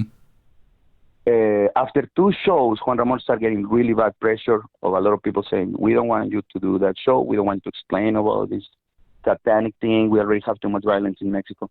She's like, well, but, it's things that involves a lot of people that have believings, and it's not hurting anybody. Juan Ramon died, man. Juan Ramon died like 2 months after that phone call. The camera guy that went with him and with me to the witch leg got in a car accident and died too. And another dude immediately after that got a freaking disease and got in a surgery, and since then he's like paralytic or something. I'm telling you, things are not in Mexico, man. So, my friend, don't accept. If you have an invitation to do TV, don't do it. I will be scared for you. Yeah. Let me tell you a few things that I want to participate with you and your audience. During my time in the military, this is something that a lot of people may get mad at me about, okay? I've been following all these situations about the Alliance and Q and all those things. And because I live that, I used to be in that same environment. In my own country, things are the same way. We have the same process. The Bank of Mexico is called Bank of Mexico, but it's owned by the same family that owns the Federal Reserve here. Mm-hmm. The same crap, man. It's just in Spanish, okay? Mm-hmm. We have it in a beautiful language. So, Vicente was against all the massive amount of things that, were controlling our country. But, once you're in the power, you realize that there is things that you cannot control because it's about you and your nation and nations. So, yes, things get very, very, very heavy. I learned one thing that is the only one that recently I don't understand. And I can tell you, this is completely off topic from the first one, right? Got nothing to do with Juan Ramon. But, recently I see, for example, things about Q and all these bombs that you see dropping. And I'm expecting, I'm always a little far away, but always reading. And I can tell you this, there is so much information that gets pumped about MS-13, the gang. Yeah. And I can tell you, I don't know why in the freaking hell they keep making such a big deal about these guys. I fought them, dude, and they are not really what people makes them believe. I mean, I've seen even Corey mention them. Recently, David, and dude, you and them and Emery and a lot of these people, you guys are my idols. But then I realized that they start having all this, MS-13. I can tell you this. I wouldn't ever say something bad about El Chapo, for example, and the guy is caught. I wouldn't say nothing bad because my head will be tomorrow hanging somewhere. And the guy is caught. And I won't say nothing bad. The guy is from my town, so even worse. 2, I wouldn't say nothing about other cartels. There is plenty of cartels in Mexico, man. And I'm telling you because I know this is being broadcast. I wouldn't say nothing bad about certain cartels from Mexico. But the damn Mara Salvatrucha, the MS-13 are nothing but freaking what you guys call cholos, vatos, I'm telling you this. I invite any of you to think how many times have you guys really bumped into a MS-13 member? As they claim these guys are all over, right? They exist, and they're mean, and they're savages. That's true. But, dude, this is so far. This is far south, man. There's so much in the south, and I'm not kidding you. The cartels hire those guys because for $50 they go kill someone. They're cheap. They're whatever. You know, the reality is that what you hear about, traffic of people and all those things, is not done by the MS-13. That's done by people from here. And the people that is smuggled is not people that cross the border illegally in those, TV scenes that we all see. That people pass through crossing borders through the gate. Right. And the people is being let in.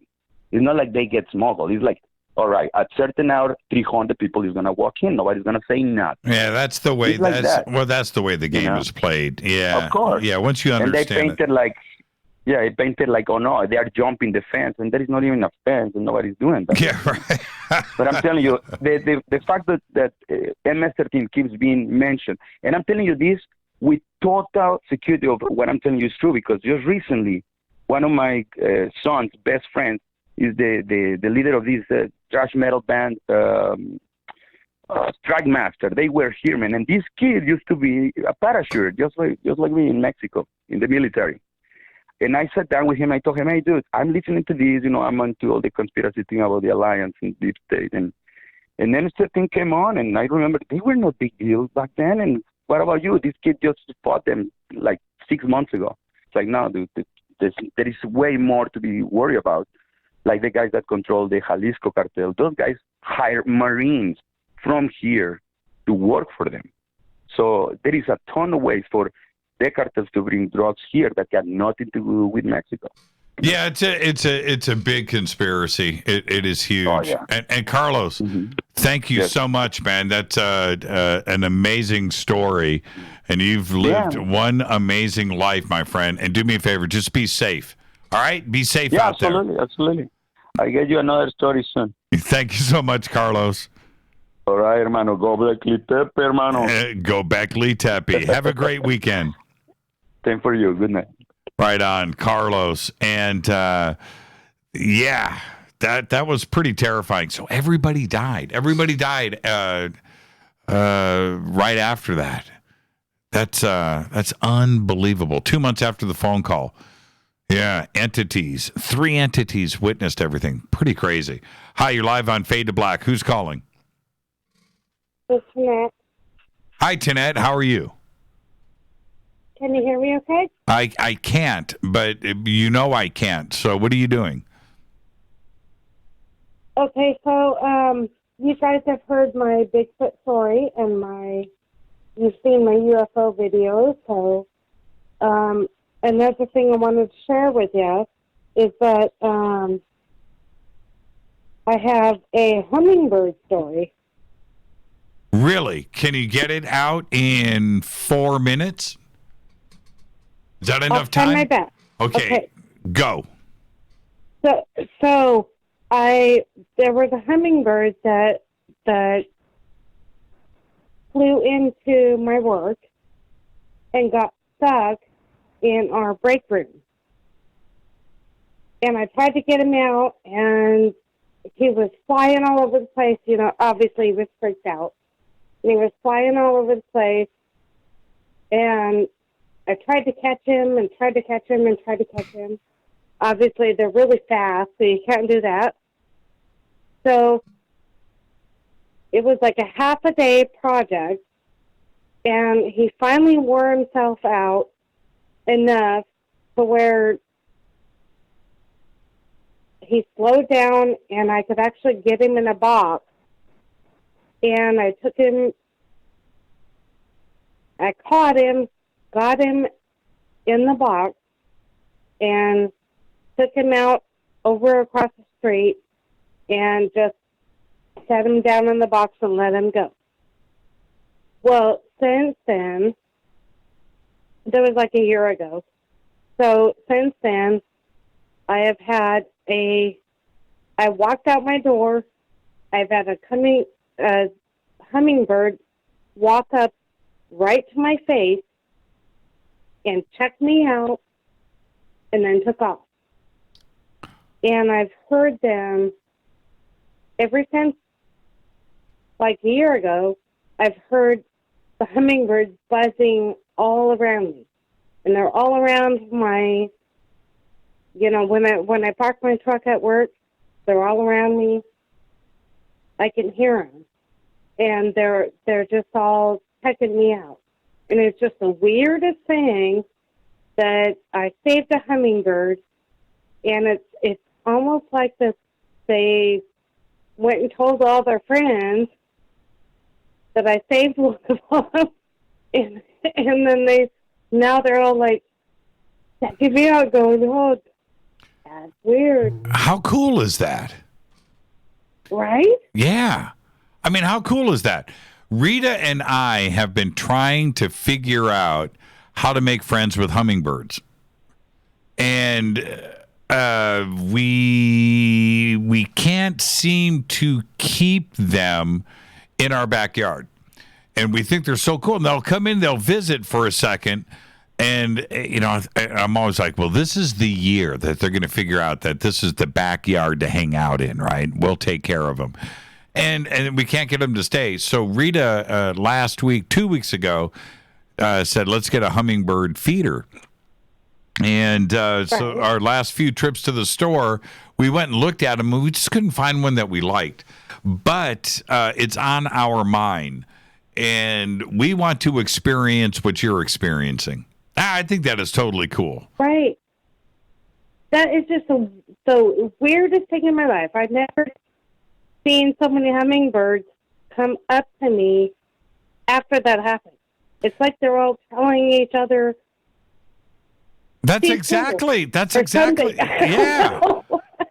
I think that's a fantastic story. And what an experience. Right.